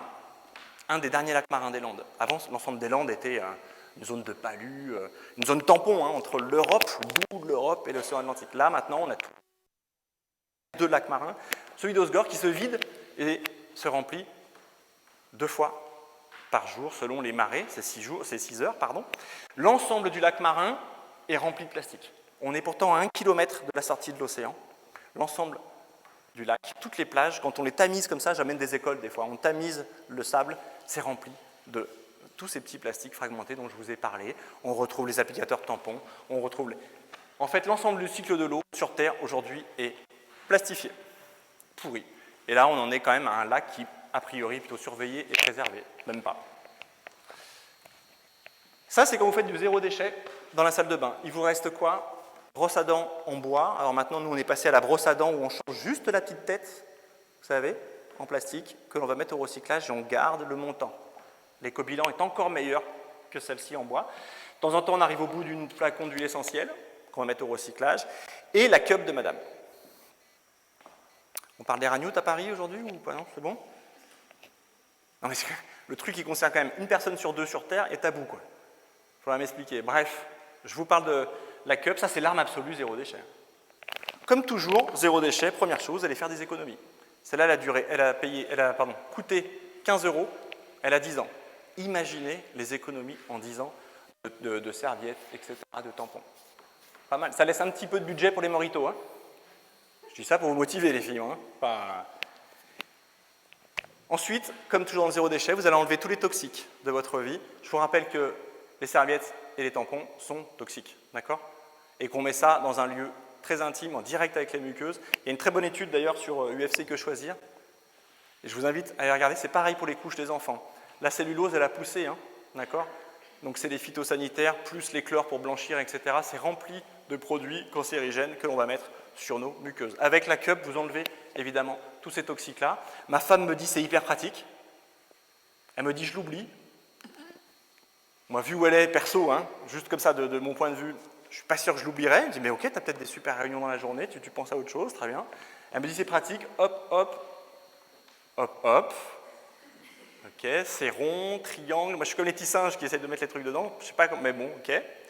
Je veux bien le comprendre. En tout cas, voilà, c'est l'arme absolue. si vous voulez faire du zéro déchet, et c'est plutôt efficace, associé avec les serviettes hygiéniques lavables, évidemment. Encore une fois, vous avez toutes les tailles, toutes les épaisseurs, selon les flux et les formes de fesses. C'est bien foutu. Hein. Il y a une boîte en France, j'aimerais bosser pour elle. En plus, c'est des productions françaises. Hein. Elle s'appelle Dans ma culotte. T'imagines ? Tu bosses pour cette boîte-là. À l'apéro, tout le monde fait tu bosses pour qui ? Moi, Turbo Mecha. Ah, ouais. Et toi ? Dans ma culotte. Waouh ! Là, tu as la classe à l'apéro. Elles m'ont contacté, on va faire des trucs ensemble, je suis trop content. Qu'est-ce qu'on a ? Évidemment, toutes les brosses sont en bois. Alors là, maintenant, on est passé en plastique, mais en bois. Pourquoi ? Parce qu'on va avoir une fin de vie qui va être vertueuse. On va pouvoir la recycler ou la mettre au compostage. On va avoir les mouchoirs en tissu. C'est comme les torchons. On peut se passer du sopalin. En fait, on peut se passer des mouchoirs jetables. Les gens me disent « Ah !» Oui, enfin, on n'est pas obligé d'attendre une semaine pour le changer. Hein. Tu sais, comme quand tu es petit. Moi, quand j'étais petit, j'étais élevé au mouchoir en tissu, pas vous ? Certains, voilà, donc les vieux comme moi, ils disent oui. Ça. J'ai été élevé au mouchoir en tissu. Et moi, je le mettais sous mon coussin comme ça et je l'oubliais. Alors après, quand je le prenais, c'était je vais me moucher là. Là, vous pouvez le changer si vous mouchez qu'une fois, si vous voulez. Sauf que la différence, vous ne le jetez pas, vous le mettez à laver. Vous prévoyez un bon stock de petits mouchoirs en tissu, les fabriquez vous aussi, récupérez des t-shirts, je sais pas, bref. Nous, en tout cas, on a ça fait 10 ans qu'on les a. Imaginez la quantité de cellulose et de plastique qu'on a pu économiser. Même combat pour les lingettes, vous vous rendez compte ? On utilise des lingettes démaquillantes en coton. Il n'y a pas pire pour l'environnement que de produire du coton. Pour le cycle de l'eau, en termes d'engrais, en termes de chimie, c'est une catastrophe. Et nous, on l'utilise en usage jetable, qui vient du fin fond du Bangladesh et de l'Inde. Là, vous avez des lingettes démaquillantes lavables, que l'on a depuis 10 ans, encore une fois, ça marche très bien, vous les lavez. Vous luttez contre le gaspillage et contre les déchets, ça marche très très bien. Et puis encore un truc, le dentifrice. Et là, ça a été une belle recherche. Le dentifrice, nous, on avait toujours ce tube en plastique, comme vous. Première fois qu'on s'est dit, il va falloir s'en passer, on était, ouf, ça va être tendu, quoi. On a tout essayé. On a essayé à l'eau. C'est parce qu'on dit, oui, c'est un lavage mécanique, ça suffit, il faut enlever les trucs, il n'y a pas besoin de produits, c'est les colos avec son truc. On dit, ok, bon, au bout d'une semaine, tu rêves de menthe ou de fraîcheur. Donc l'eau, on a laissé tomber. On a essayé au savon. Ça s'appelle la punition, en fait. Je vous déconseille vivement. Ou alors si, pour vos enfants qui ne sont pas très gentils. On se lave au savon, on a arrêté. On a essayé plein de recettes. Je vous donne celle qui aujourd'hui fonctionne à peu près. On met une cuillère de bicarbonate, 3 cuillères d'argile blanche, quelques gouttes d'huile essentielle. En ce moment, on est sur la menthe, mais ça peut être de l'eucalyptus, ça peut être du citron, ce que vos enfants vont aimer. C'est facile à faire, encore une fois, pas de déchets, économique, pas de toxiques, vous avez compris, c'est toujours la même logique vertueuse avec le zéro déchet. Et vous avez votre dentifrice. Là, on a notre salle de bain, c'est ça. Hein. C'est minimaliste au final, hein. On n'a pas grand-chose, mais ça suffit, on a tout ce qu'il faut. On a le shampoing solide, différentes formes pour chacun. On n'a pas besoin de beaucoup plus, en fait. Hein. Le reste, vous l'avez compris, ce que je vous disais tout à l'heure, c'est du besoin, c'est du marketing, et on vous vend du rêve. Vous serez plus beau, vous serez plus ci, vous serez plus ça, etc. Nous, on a ce qu'il faut, et ça fonctionne. Voilà. Et puis, je parlais des enfants depuis tout à l'heure. Quand on est passé à l'étage, parce qu'à l'époque, on habitait dans une maison avec un étage, et l'étage était aux enfants. Et là, quand on est passé en haut, on a cru déprimer. On s'est dit, ok, on arrête le défi, quoi. Le défi de nos poubelles. On s'est dit, on ne va jamais y arriver. Vous avez vu les chambres des enfants aujourd'hui ? Mais c'est incroyable, on les a plastifiés, les enfants. Il y a du plastique partout, tout est plastique. Leurs fournitures scolaires, leurs meubles, leurs chaussures, tout est plastique, tout polaire, tout, c'est incroyable. Ils en ont de partout. Quand on a vu ça, nous on a fait oh, pas possible. On se dit ok, on va quand même faire le défi avec eux, c'est parti, bon. Et là on a commencé à regarder, à trier, et on s'est rendu compte, et c'est valable pour quasiment tous les enfants, que 80% ou la majorité des choses qu'ils ont en fait, ils n'utilisent pas. C'est rangé, c'est stocké, c'est là. Ils les possèdent, mais c'est juste de la possession. En fait, ils jouent avec les préférés et la nouveauté. Tout le reste dort. Donc on a fait, ok, on va faire un grand tri, puis on a commencé les vides-greniers. C'était l'époque où on a désencombré notre maison. On a passé 2 ans et demi de vide-grenier, de vide-maison, de vide-garage. Tout ce que vous voulez vide, on les a fait. Au début, ça fait bizarre. Tu te dis, ah non, les enfants, ils font... Et puis après, ils commencent à le vendre. D'abord, ils s'amusent, et après, ils voient l'argent qui arrive. Ils font, Il y a un petit capitaliste dans chaque enfant. Hein. Sachez tirer sur cette ficelle-là. C'est ce qu'on a fait. Et ils se sont mis à vendre, et on s'est mis à désencombrer la maison. Mais ça fait un bien, vous ne pouvez pas vous imaginer. Ça fait un bien à la tête, en fait.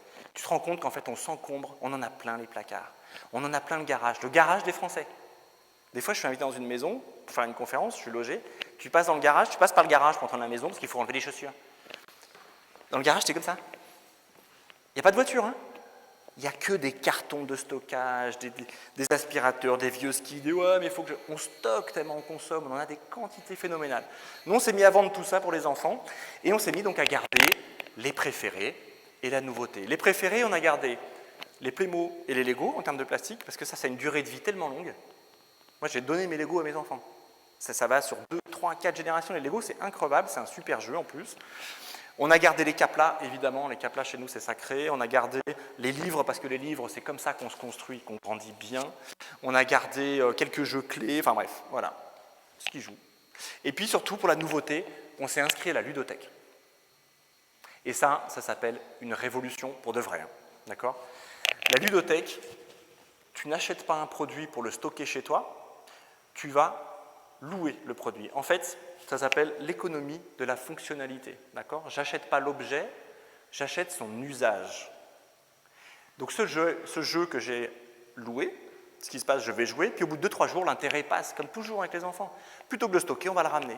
Là, la bibliothécaire, qui est une écolo qui s'ignore, va le laver, le trier, le machin, et le remettre dans un rayonnage. Et là, c'est un autre enfant qui va venir le chercher. Ce jeu ne va pas être utilisé par un enfant 3 jours, il va être utilisé par 500 ou 1000 enfants. Imaginez la révolution, imaginez l'économie de matière, d'énergie et d'eau. Cette économie de la fonctionnalité, c'était la pierre angulaire du Grenelle de l'environnement 2007-2008. C'était l'économie de la fonctionnalité. Et on pourrait l'appliquer dans quasiment tous les domaines de notre vie dans lesquels on consomme des objets. Je commence par le bricolage. Est-ce que ça sert vraiment de tous avoir une perceuse qui dort 99% de son temps dans le placard ou dans le garage ? Pourquoi on n'aurait pas des bricothèques ? Une bricothèque. Je veux bricoler ce dimanche-là, parce que la plupart des urbains ne bricolent que très peu. Et ben je vais à la bricothèque, je loue. Et là, dans l'économie de la fonctionnalité, non seulement la richesse, c'est de louer l'objet, mais tous les services qui vont avec. On va vous vendre la formation pour fabriquer une étagère. On va vous vendre la personne qui va venir vous aider. On va mettre en lien les gens, on va faire du lien social, etc. C'est valable pour le bricolage, c'est valable pour les loisirs. À quoi ça sert d'avoir tous une luge dans son garage? C'est pareil pour le jardinage. La tondeuse, on la sort 3 fois dans l'année, au printemps essentiellement, là ça a commencé. Pourquoi on n'aurait pas des lieux où tous les outils de jardinage seraient regroupés dans une cabane à l'échelle d'un lotissement, d'une rue? Pourquoi on ne partage pas? Pourquoi on ne mutualise pas? Plutôt que d'aller tous chez Leroy Merlin, acheter tous la même chose et que c'est un coût pour l'environnement qui est juste phénoménal. C'est valable pour la cuisine, les appareils ménagers. À quoi ça sert d'avoir tous un appareil à raclette? Oh, j'ai dit ça en Savoie, je me suis fait défoncer. J'étais à Chambéry il n'y a pas longtemps. Et je fais ça et tout le monde a fait « Oh non !» C'est le cri du cœur de tout le monde. « mental !» Non, tu ne touches pas à l'appareil à raclette. Là, c'est bon, Paris, on peut le... Donc on peut le louer, on peut se le prêter. Il y a des trucs entre voisins, vous avez vu, pour 3 €, tu vas chez ton voisin, hop, tu connais ton voisin, on boit un apéro, allez, c'est parti. Et on fait du lien, on se connaît. Voilà, pour tout ça, pour les jeux de société, c'est valable. Pour les livres, les BD, pour l'informatique, mais ça, j'en reparlerai. Imaginez l'économie de la fonctionner dans les sociétés. C'est un changement de paradigme, c'est-à-dire qu'on ne va plus créer la richesse à vendre un maximum d'iPhone, on va créer de la richesse à le louer et le réparer et les services qui vont avec.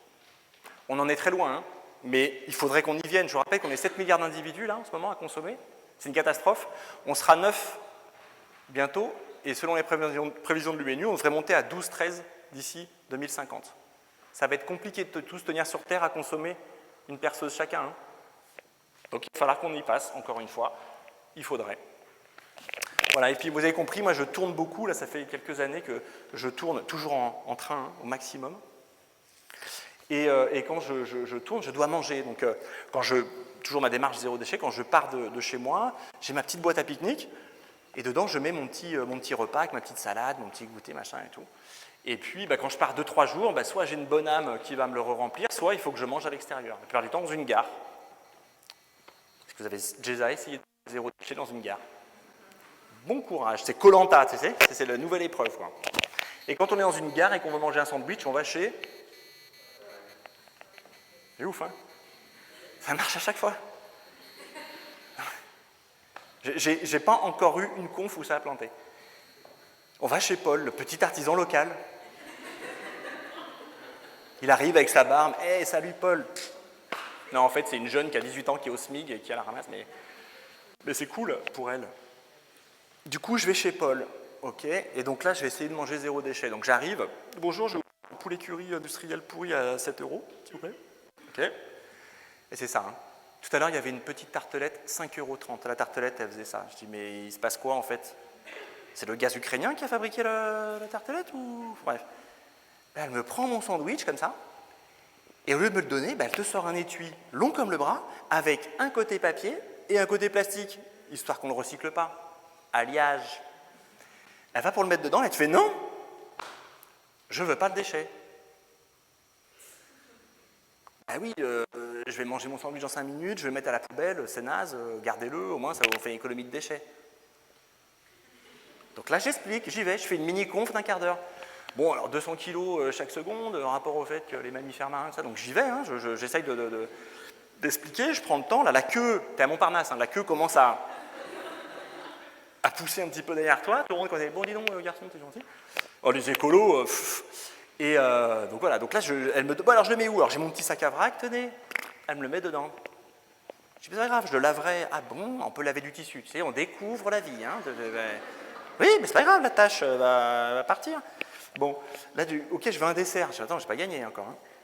Je vais vous prendre la petite tartelette à 15 €, s'il vous plaît, de 2 cm,2 cm. Il y a beaucoup de sucre, non? Oui, 7, d'accord. Hop, elle te prend le truc comme ça. Tu viens de lui faire le topo, hein? Mini-conf, quand même. Reprends un étui en papier, va pour le mettre dedans. Tu fais non! Je fais toujours le 0 déchet entre le plat et le dessert, en fait. Hein.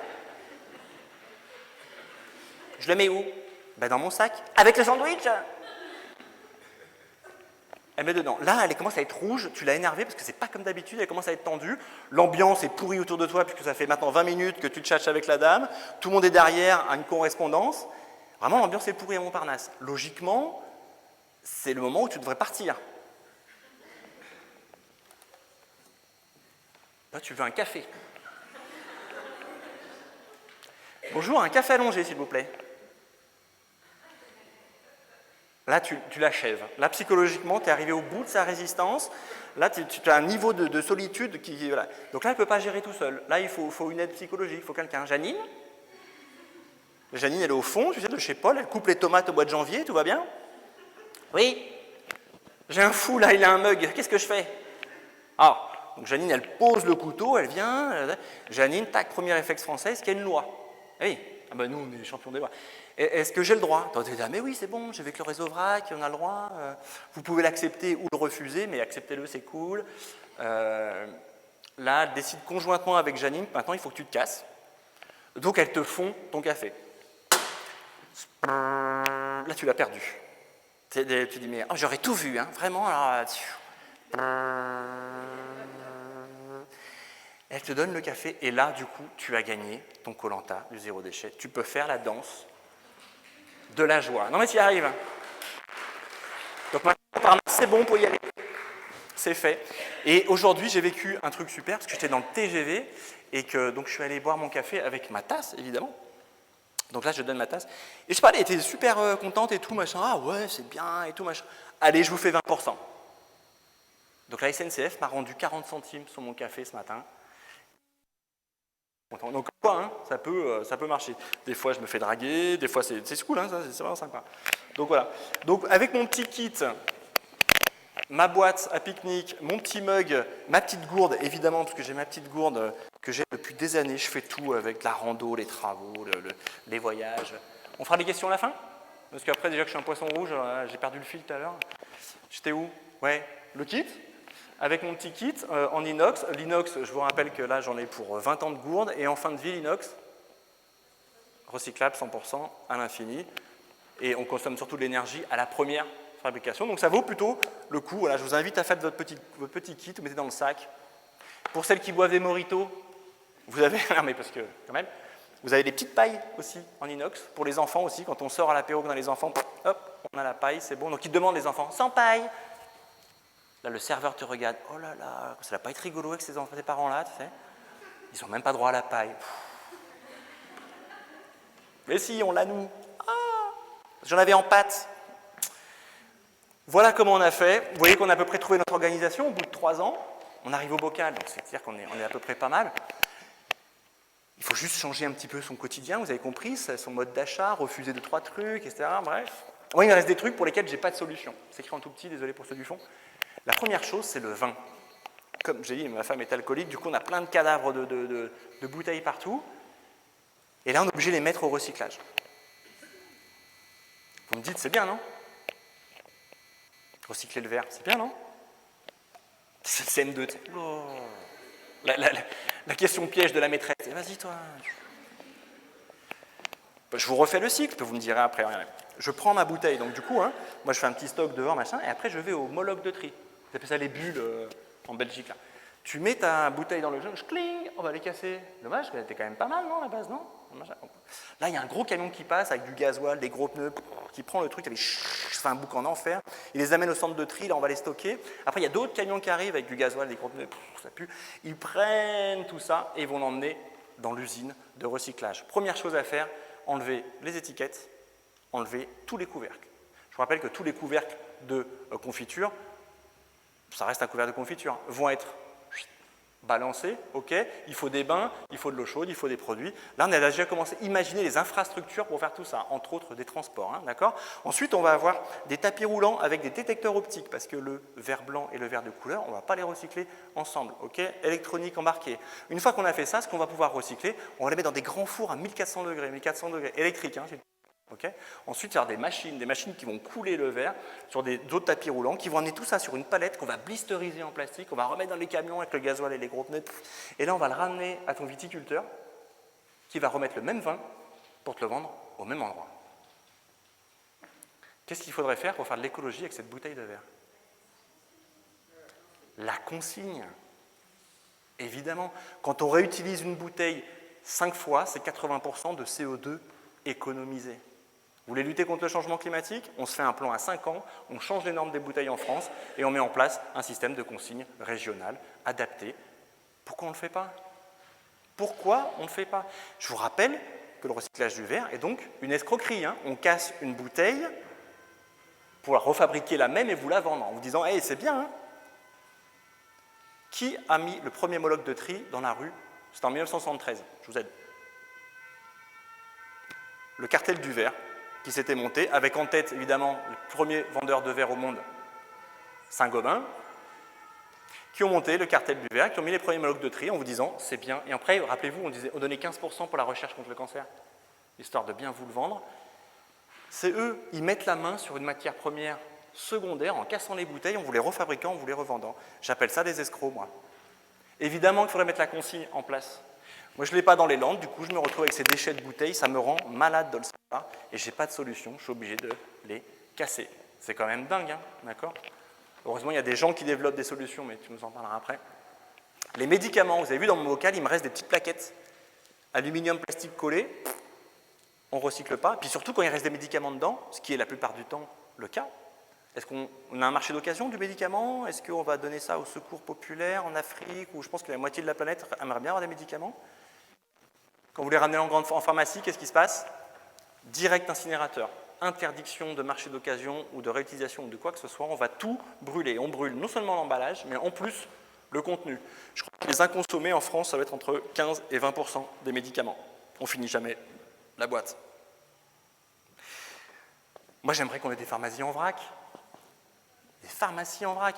Bonjour, j'ai 8 jours de traitement matin et soir. Ben voilà, vos 16 pilules matin et soir. Tu prends un petit pilulier que tu remplis. Pas d'emballage, pas de gaspillage. Mais imaginez les économies pour tout, pour l'environnement, pour la planète, pour le budget de l'État. Ben avant qu'on fasse ça, vous avez vu Big Pharma, la puissance. Je crois qu'on l'a un peu vu depuis 2 ans quand même. On n'y est pas, du coup, je n'ai pas de pharmacie en vrac, du coup, je me retrouve encore avec ces déchets dans mon bocal. Vous avez compris, hein, rappelez-vous, au début, je vous disais, le déchet, c'est le symptôme du système. Vous avez compris, là, je suis en train de vous expliquer le système, pourquoi on a ces déchets-là, parce qu'il y a des intérêts, hein, évidemment, quoi. Bref, je passe le reste, parce qu'il y a encore d'autres choses à dire, mais j'ai 3 problèmes aujourd'hui. 2 pour lesquels j'ai à peu près trouvé une solution, et encore, c'est l'ordinateur et le téléphone. Est-ce que vous pouvez vous passer aujourd'hui d'un téléphone? C'est très très, très compliqué. On fait tout avec le téléphone. On prend des photos, on est en lien avec sa famille, avec ses potes, pour son travail, pour son GPS.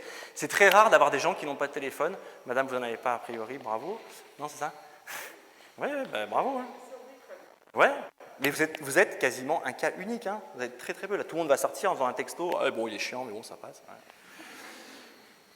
Le téléphone et l'ordinateur. Et là, on est à l'inverse de toute préoccupation écologique. C'est-à-dire que rappelez-vous le premier iPhone, 2008. 2008, premier iPhone. C'est hier, hein. Aujourd'hui, on est tous dessus, on fait tous, on rencontre même ses amoureux sur Internet. Hein. On en est là, quoi. Donc, 2008, là, on est en 2022, en 14 ans, on a mis à peu près, je crois qu'on est à 10 ou 11 milliards de smartphones en circuit. Sans jamais se préoccuper ni de la fabrication du smartphone, ni de la durée de vie, pour le réduire au maximum, ni de sa fin de vie. Niveau zéro de l'écologie du numérique. Mais quand je vous dis zéro, c'est zéro, hein. Vraiment. Hein. Aujourd'hui, on imagine que, selon l'ADEME, on doit être à 0,8% de recyclage. Et encore, c'est du reconditionnement partiel de certaines matières des smartphones. Donc on n'est à rien du tout. L'obsolescence, aujourd'hui, elle est culturelle, c'est-à-dire 80% des téléphones que l'on rachète, ils marchent encore. On remplace, mais ils marchent encore. Incroyable. Là, c'est le marketing. Hein. Puissance iPhone 13, le 12 est naze. Et on est là-dedans. Il y aurait des solutions, je vous l'ai dit tout à l'heure. L'économie de la fonctionnalité. Imaginez, on n'achète pas le téléphone, mais on le loue. C'est ce que j'ai. Moi, j'ai un Fairphone, je le loue. Je le loue 20 € par mois. Ça fait 4 ans que je l'ai, je l'ai déjà réparé 3 fois. Les pièces sont tous interchangeables. Ils m'ont envoyé le micro parce qu'ils déconnaient. J'ai les petites vis, j'ai enlevé, j'ai remis l'autre. Très simple, vous avez le petit tuto en ligne et je le loue à une société qui est à Strasbourg, qui s'appelle Common. Et depuis 4 ans, c'est une start-up, des jeunes qui ont monté ça. Ils le louent et je le répare. J'espère le garder 10 ans, 15 ans. C'est ça le modèle. Et en plus, eux, ils vivent en me fournissant le service de location, de réparation. C'est ce dont je vous parlais. Ça serait ça la solution. Pareil pour les ordinateurs. L'ordinateur va être réparé, reboosté, etc. plutôt qu'être dans une obsolescence très rapide. Je crois que les PC, ça doit être 2 ans et les Mac, ça doit être 4 ans en moyenne. Qu'est-ce qu'on fait avec tous ces ordinateurs après? On les emmène à la déchetterie? On va les recycler? Non, évidemment. Les 3/4 repartent en Asie et en Afrique, en toute illégalité. On remplit des containers, on met 2-3 ordi devant, on met occasion. Et on les envoie là-bas. Tout le monde le sait. C'est la connivence. Et ça repart. Moi, j'ai habité à Accra, au Ghana. C'est l'arrivée de tous les ordinateurs européens. Là, ça va être désossé à ciel ouvert par des enfants. On brûle les plastiques, on récupère les cuivres, etc. Le cycle de l'eau, je n'en parle pas. La santé des gens et le sol, je n'en parle pas. C'est une catastrophe. C'est ça le numérique européen aujourd'hui. C'est tout sauf responsable. Qu'on arrête de nous parler de déchetterie et des D2E. Hein. C'est faux. Hein.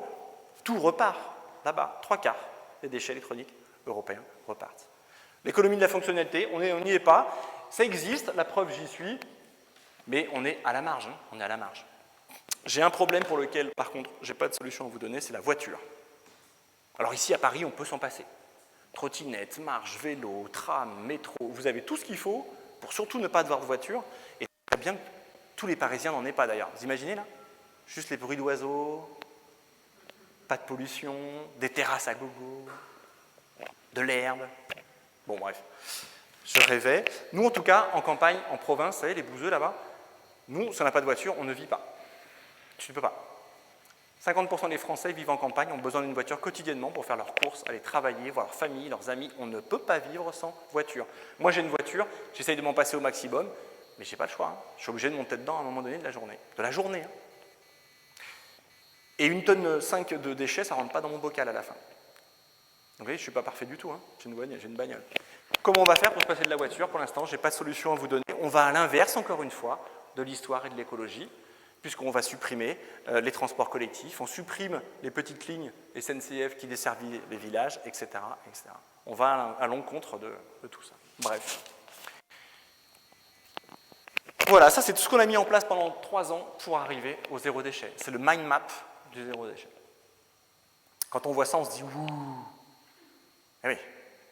Si vous voulez tout faire ça en 1 mois, vous allez faire le burn-out du zéro déchet. On reçoit des mails des fois, avec des femmes, parce que la plupart du temps, je suis désolé, mais ça se voit à peu près dans l'assemblée ce soir, mais c'est plutôt les femmes qui vont faire le zéro déchet, et qui entraînent leur homme, qui tire la patte comme ça, avec son paquet de chips. Non. Et si on reçoit des mails, hein. oui, il est encore rentré avec un paquet de cacahuètes, qu'est-ce que je fais? Madame, madame, bonjour. Calmez-vous. Vous n'allez pas tout faire en un mois. Et oui, zéro déchet, la première chose, c'est qu'il faut être patient. Ça nous a pris 3 ans. Alors nous, on était engagés, on avait envie de le faire. Vraiment, on était décidés, c'était un challenge familial. 3 ans, donc oui, il faut être patient. Première chose, il faut être patient. Et la deuxième chose, indulgent. Indulgent à commencer par soi-même. Personne aujourd'hui n'est parfait. On fait tous partie du système, moi le premier. D'accord? Moi le premier. Donc soyez indulgents avec vous, avec votre conjoint, mesdames, s'il vous plaît. Ne divorcez pas pour le zéro déchet, c'est quand même con. Il y a d'autres sujets plus importants. Ses potes, sa belle-mère, bref. Soyez indulgents avec, justement avec belle-maman. Moi j'ai passé le cap de l'indulgence, je suis à l'indifférence maintenant. C'est-à-dire que quand arrive Noël, je me débranche. Je ne parle ni de politique, ni d'écologie, c'est encore une lubie, hein, ni d'éducation des enfants. Bref, pendant 3 jours, je subis. Noël, c'est l'orgie. C'est les boomers, hein, les vrais. Les boomers qui ont un pouvoir d'achat. Oh, correct. La CB, elle est on fire à Noël. Donc du coup, tu te retrouves avec 15 cadeaux par enfant. Quand tu vas manger, toi, tu as fini l'apéro, tu es déjà calé, et on te dit « à table ». Tu arrives, tu as tout, les crevettes, le foie gras, la pintade, tu n'en peux plus, c'est l'orgie totale, il y en a pour 10 jours, pour 15. Donc moi je me débranche, voilà, donc je suis indulgent avec ma belle-mère. Soyez indulgent avec votre collègue de boulot, hein, celui qui arrive avec son sandwich triangle, vous savez, le midi là. Et ça vous dit, oh, le sandwich donut pourri, il y en avait un dans le train, à côté de moi, il a mangé ça à midi. J'étais goût crevette, le truc, j'ai remis le masque, tu sais. Salut. Soyez indulgents avec les gens autour de vous. En fait, le zéro déchet, c'est un chemin de vie. On prend conscience et on passe à l'acte. Voilà, ce sont les 2 moments clés, chacun le sien. D'accord ? Ne faites pas la morale, ne culpabilisez pas, n'agressez pas. Faites-vous pour vous et déjà, ce sera bien. D'accord ? Et faites-le le mieux que vous pouvez et vous rayonnerez autour de vous. Les gens diront « Ah, ça c'est pas mal, comment tu fais ?» La meilleure façon de convaincre, c'est d'être soi-même l'exemple. C'est pas de moi, hein ? C'est Gandhi. Ah, je me permets de citer Gandhi quand même ce soir. C'est cool. Donc voilà, faites-le, soyez indulgents et laissez les autres arriver au même niveau que vous. Voilà, il me reste 10 minutes, c'est bon ? Et après on boit des canons. Au bout de tout ça, de ces 3 ans, on s'est dit, ok, alors c'est bon maintenant. On protège l'environnement, on protège la planète, on a tout compris, on est les écolos 100%, est-ce que c'est bon ? On a voulu mesurer tout ça, donc on a fait nos empreintes. On a fait notre empreinte écologique, notre empreinte carbone, notre empreinte en eau, et notre empreinte épargne. On voulait savoir notre argent. Tout ça, on l'a mis dans le dernier bouquin, vous le verrez, si vous l'avez. Là, je vous ai mis le bilan carbone. Après 3 ans de zéro déchet. Au miracle, je vous ai dit que la poubelle et le zéro déchet, c'était 2 secteurs, l'alimentation et la consommation de produits, d'accord ? On a fait notre bilan carbone, tout ça, on a fait avec des bureaux d'études, ok ? C'est pas sorti de ma... Notre alimentation, au miracle, on est passé en dessous de la barre des 175 kg équivalent carbone qu'on devrait tous dépenser chaque année pour être juste au changement climatique, et pas plus. On a divisé notre impact carbone par 4. Pourquoi ? Parce que l'impact carbone, les émissions de CO2 de votre alimentation, c'est pas, je ne sais même plus où j'en suis avec ça, c'est pas, à la production, c'est à la transformation. Ce qui coûte de l'énergie, c'est de transformer. Imaginez les raviolis, les findus, les lasagnes, tout ce qui est suremballé, tout ce qu'on vend en grande surface, il a fallu le transporter, mais surtout le transformer dans différentes usines, assembler les différentes pièces, les faire venir de loin, etc. Ce qui coûte en énergie, c'est la transformation. Quand vous achetez que du brut, le plus local, et vos commerçants producteurs locaux, vous allez enlever tout ça, on a divisé par 4 notre impact carbone. Et que la clé de la transition alimentaire, c'est le territoire, et c'est les produits bruts. C'est ça la clé, divisé par 4. Et la consommation de produits, quand vous faites les 4 R, c'est-à-dire que vous réduisez votre consommation, je réduis mes besoins. Quand vous réparez, quand vous faites de l'occasion, vous arrivez à réduire considérablement votre impact. On a divisé, nous, par 3 notre impact carbone lié à tous nos produits de consommation, y compris les jeux, etc., les vêtements. Donc, le zéro déchet, vous l'avez compris, ça vaut le coup pour le climat. Ça vaut le coup pour l'écosystème, ça vaut le coup pour le cycle de l'eau. On a encore un problème, vous l'avez compris, c'est la voiture, je vous l'ai mis exprès. Mais rappelez-vous votre petit iceberg de notre empreinte écologique. Rappelez-vous, l'empreinte carbone, flotte et ressources.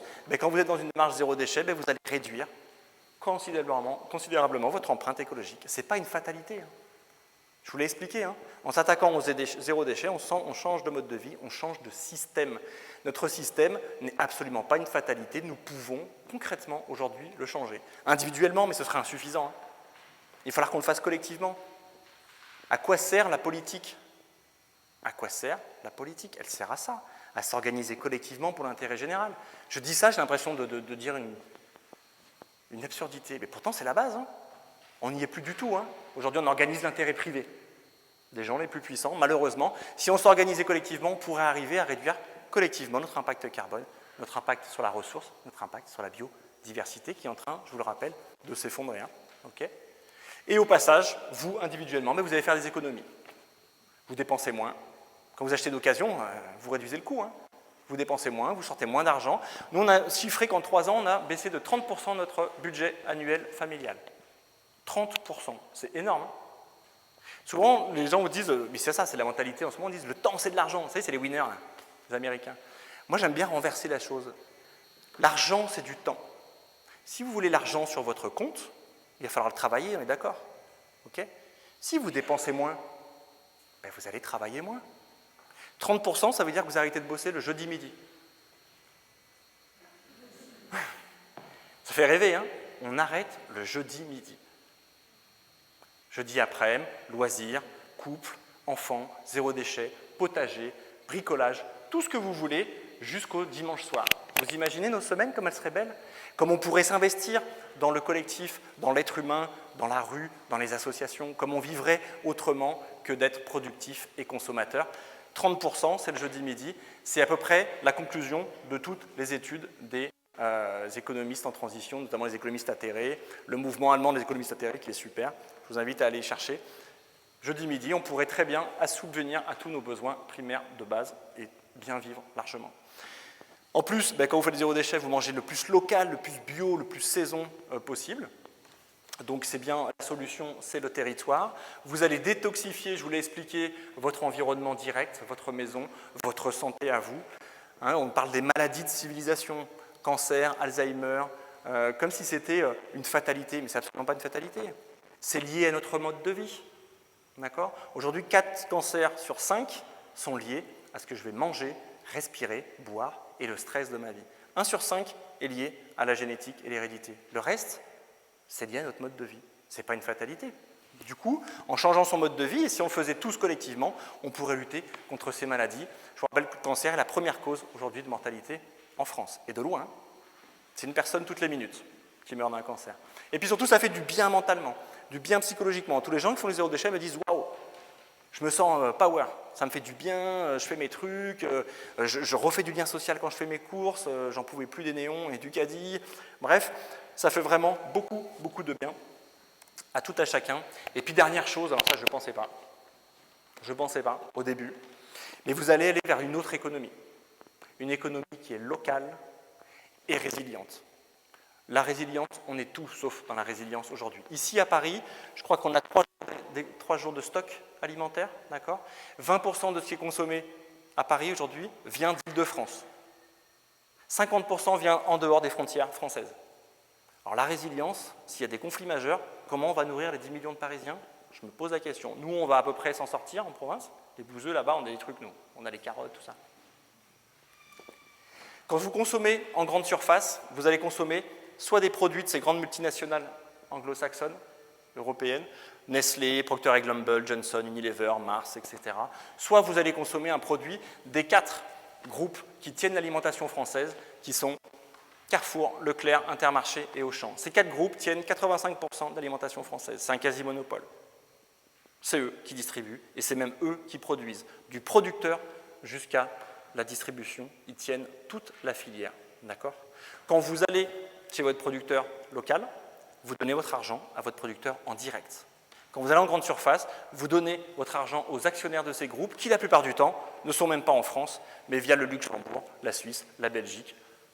L'argent fuit, l'argent quitte le territoire. C'est une perte de richesse totale pour nos territoires, évidemment, l'emploi. Quand vous faites du zéro déchet, vous consommez local, vous donnez votre argent aux commerçants et aux producteurs. C'est un vrai changement de modèle économique et c'est vers ça qu'il faudrait qu'on aille si on veut faire une transition alimentaire aujourd'hui en France. Nécessaire. Et on va tous retrouver une grande partie du travail. Voilà, quand vous faites un achat, vous choisissez la filière que vous soutenez. Soit vous soutenez les actionnaires de Nestlé, soit vous soutenez votre producteur qui en local vous fait des beaux fruits, des beaux légumes, des beaux savons, des beaux fromages, ce que vous voulez. On a un terroir en France qui est absolument incroyable et ces gens-là aujourd'hui, il faut les soutenir. Pourquoi? Parce qu'aujourd'hui, 2/3 des producteurs en France, 2/3, sont déficitaires sur leur exercice à la fin de l'année avant subvention de la PAC. Ça signifie quoi? Ça signifie que vos impôts permettent à 2/3 des producteurs français de survivre. Pour financer quoi? La marge des grandes surfaces. Ça s'appelle un pillage, ça s'appelle une rente, c'est-à-dire que nos impôts vont directement dans la poche de ces grands groupes à l'extérieur de nos frontières. C'est ça le système alimentaire aujourd'hui et c'est un scandale. On peut dire non, stop, à notre niveau, avec l'euro qu'on a dans la poche, on peut décider de voter pour un autre système, c'est possible. Et puis la dernière, après, promis, j'arrête. Les gens me disent « Ouais, Jérémy, ta sobriété volontaire, c'est bien gentil, là, mais moi, je ne veux pas perdre mon niveau de vie. » Le niveau de vie, c'est quoi? Je ne sais pas. En tout cas, moi, je regarde déjà la qualité de vie. Je vous l'ai dit, j'ai habité dans d'autres pays où la qualité de vie n'existe pas. Aujourd'hui, sur Terre, la moitié de l'humanité, la moitié, 3 milliards d'individus, ont moins de 2 € pour vivre par jour. Quand vous allez en Afrique, à Madagascar ou au fin fond du Venezuela ou du Pérou, c'est 2 € par jour pour vivre pour la moitié des êtres humains. C'est scandaleux, c'est inacceptable. Pourtant, c'est le cas. Moi, j'habite dans une maison, j'ai un chauffage, j'ai un frigo, j'ai des jeux, j'ai un tapis marocain en laine que j'adore. Mes enfants, j'ai tout. Je suis dans un luxe infini. Je suis un privilégié, j'habite en France. Et avec le zéro déchet, je n'ai pas perdu ça. J'ai au contraire gagné en qualité de vie. Je vous l'ai expliqué, je mange mieux, je détoxifie ma vie, je fais du lien social, je crée une autre économie, etc. Ce n'est que qualitatif, à nous de le décider. Le zéro déchet, c'est une belle entrée dans la transition écologique. Ce n'est pas suffisant, mais vous pouvez, vous, y entrer par la grande porte. Voilà. Et tout ça, ça nous rend en plus heureux. Il n'y a pas de raison, hein. Allez-y. Hein. Voilà. Merci beaucoup.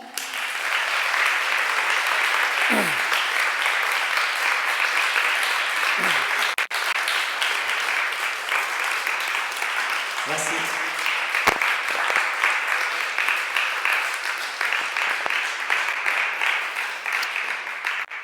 Voilà, je vous ai fait un topo du système en 2 heures. Bam. Comprenez que c'est possible, hein? Est-ce que vous avez des questions? Allez, on se parle comme ça. Au revoir. Moi, j'avais une question, c'est par rapport aux huiles essentielles, parce que j'avais entendu parler que c'était pas très écolo. Alors, enfin, j'ai pas les chiffres exacts, mais apparemment, c'est du concentré qui peut produire, par exemple, beaucoup de roses pour faire un petit tableau d'huile essentielle.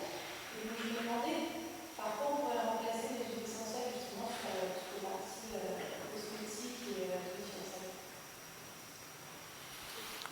Ouais, alors après, avant d'arriver au bout d'un flacon, parce que c'est à coup de goutte, hein, vraiment. Moi, je dois en avoir une douzaine, allez, ouais, peut-être une quinzaine différentes. Là, cette semaine, j'ai utilisé la Golterie, je me suis fait une sciatique, donc j'étais à la Golterie, ça marche bien. La menthe, on utilise quoi? La menthe pour la digestion, ou la lavande aussi pour la cicatrisation. Je pense qu'en termes de quantité de produits par rapport à un produit industriel, on en est hyper loin en termes de volume, j'ai pas le calcul. Donc voilà, j'ai pas là-dessus. Puis moi, toutes mes huiles essentielles sont bio, elles sont produites la plupart du temps en Provence. Enfin, c'est assez correct hein, en termes de localité et de production, c'est pas mal. Par contre, ce qu'il faut dire, c'est que les huiles essentielles, c'est puissant. Et là, je mets tout le monde en garde. Il faut faire très attention à l'utilisation. C'est pas « oh, j'en mets 2 de plus hein. ». Non, si on te dit une goutte, c'est une goutte. Il faut être super fidèle, c'est très puissant. Attention aux femmes enceintes, attention aux enfants moins de 5 ans, il y a plein de choses à pas utiliser. Bref, les huiles essentielles, il vaut mieux prendre le bon bouquin, s'informer avant d'utiliser, ça ne se fait pas n'importe comment comme ça. Voilà, n'importe comment comme ça. Donc c'est vraiment le message que j'ai à donner. Après, sur la dimension écologique, pour moi, c'est plutôt quelque chose de, en tout cas, dans nos frontières, et bio, donc plutôt produit, en plus par des petites structures, généralement, qui ont quand même des vertus autant de la production, de management, etc. Donc pour moi, c'est plutôt pas mal, mais ouais. À vérifier. Je voulais vous demander ce que vous pensez, parce que vous donnez vos téléphones et ordi reconditionnés. Donc, je voulais savoir ce que vous en pensez. Moi aussi.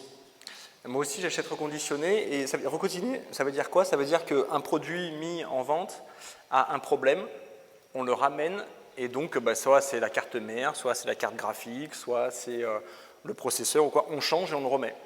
Donc vous vous retrouvez avec un truc qui est neuf. Hein. Par contre, vous gagnez 20-30% sur le prix, donc ça vaut vraiment le coup, et le produit est très bon. Moi, chez moi, je n'ai que des reconditionnés, parce que j'essaie de faire ce circuit-là de réparation, et ça vaut le coup, il n'y a aucun problème. Ouais. Donc c'est une très bonne initiative. Ouais. Il y a aussi d'autres sociétés, je fais une parenthèse là-dessus, mais ce que j'expliquais tout à l'heure sur les communes à fonctionnalité, il y a des entreprises en France, notamment Common, dont je vous ai parlé, qui est à Strasbourg, qui me louent le Fairphone. Ils louent aussi les ordis. Ils louent aussi les enceintes musicales, les Bose, là, vous savez, ils louent les casques aussi.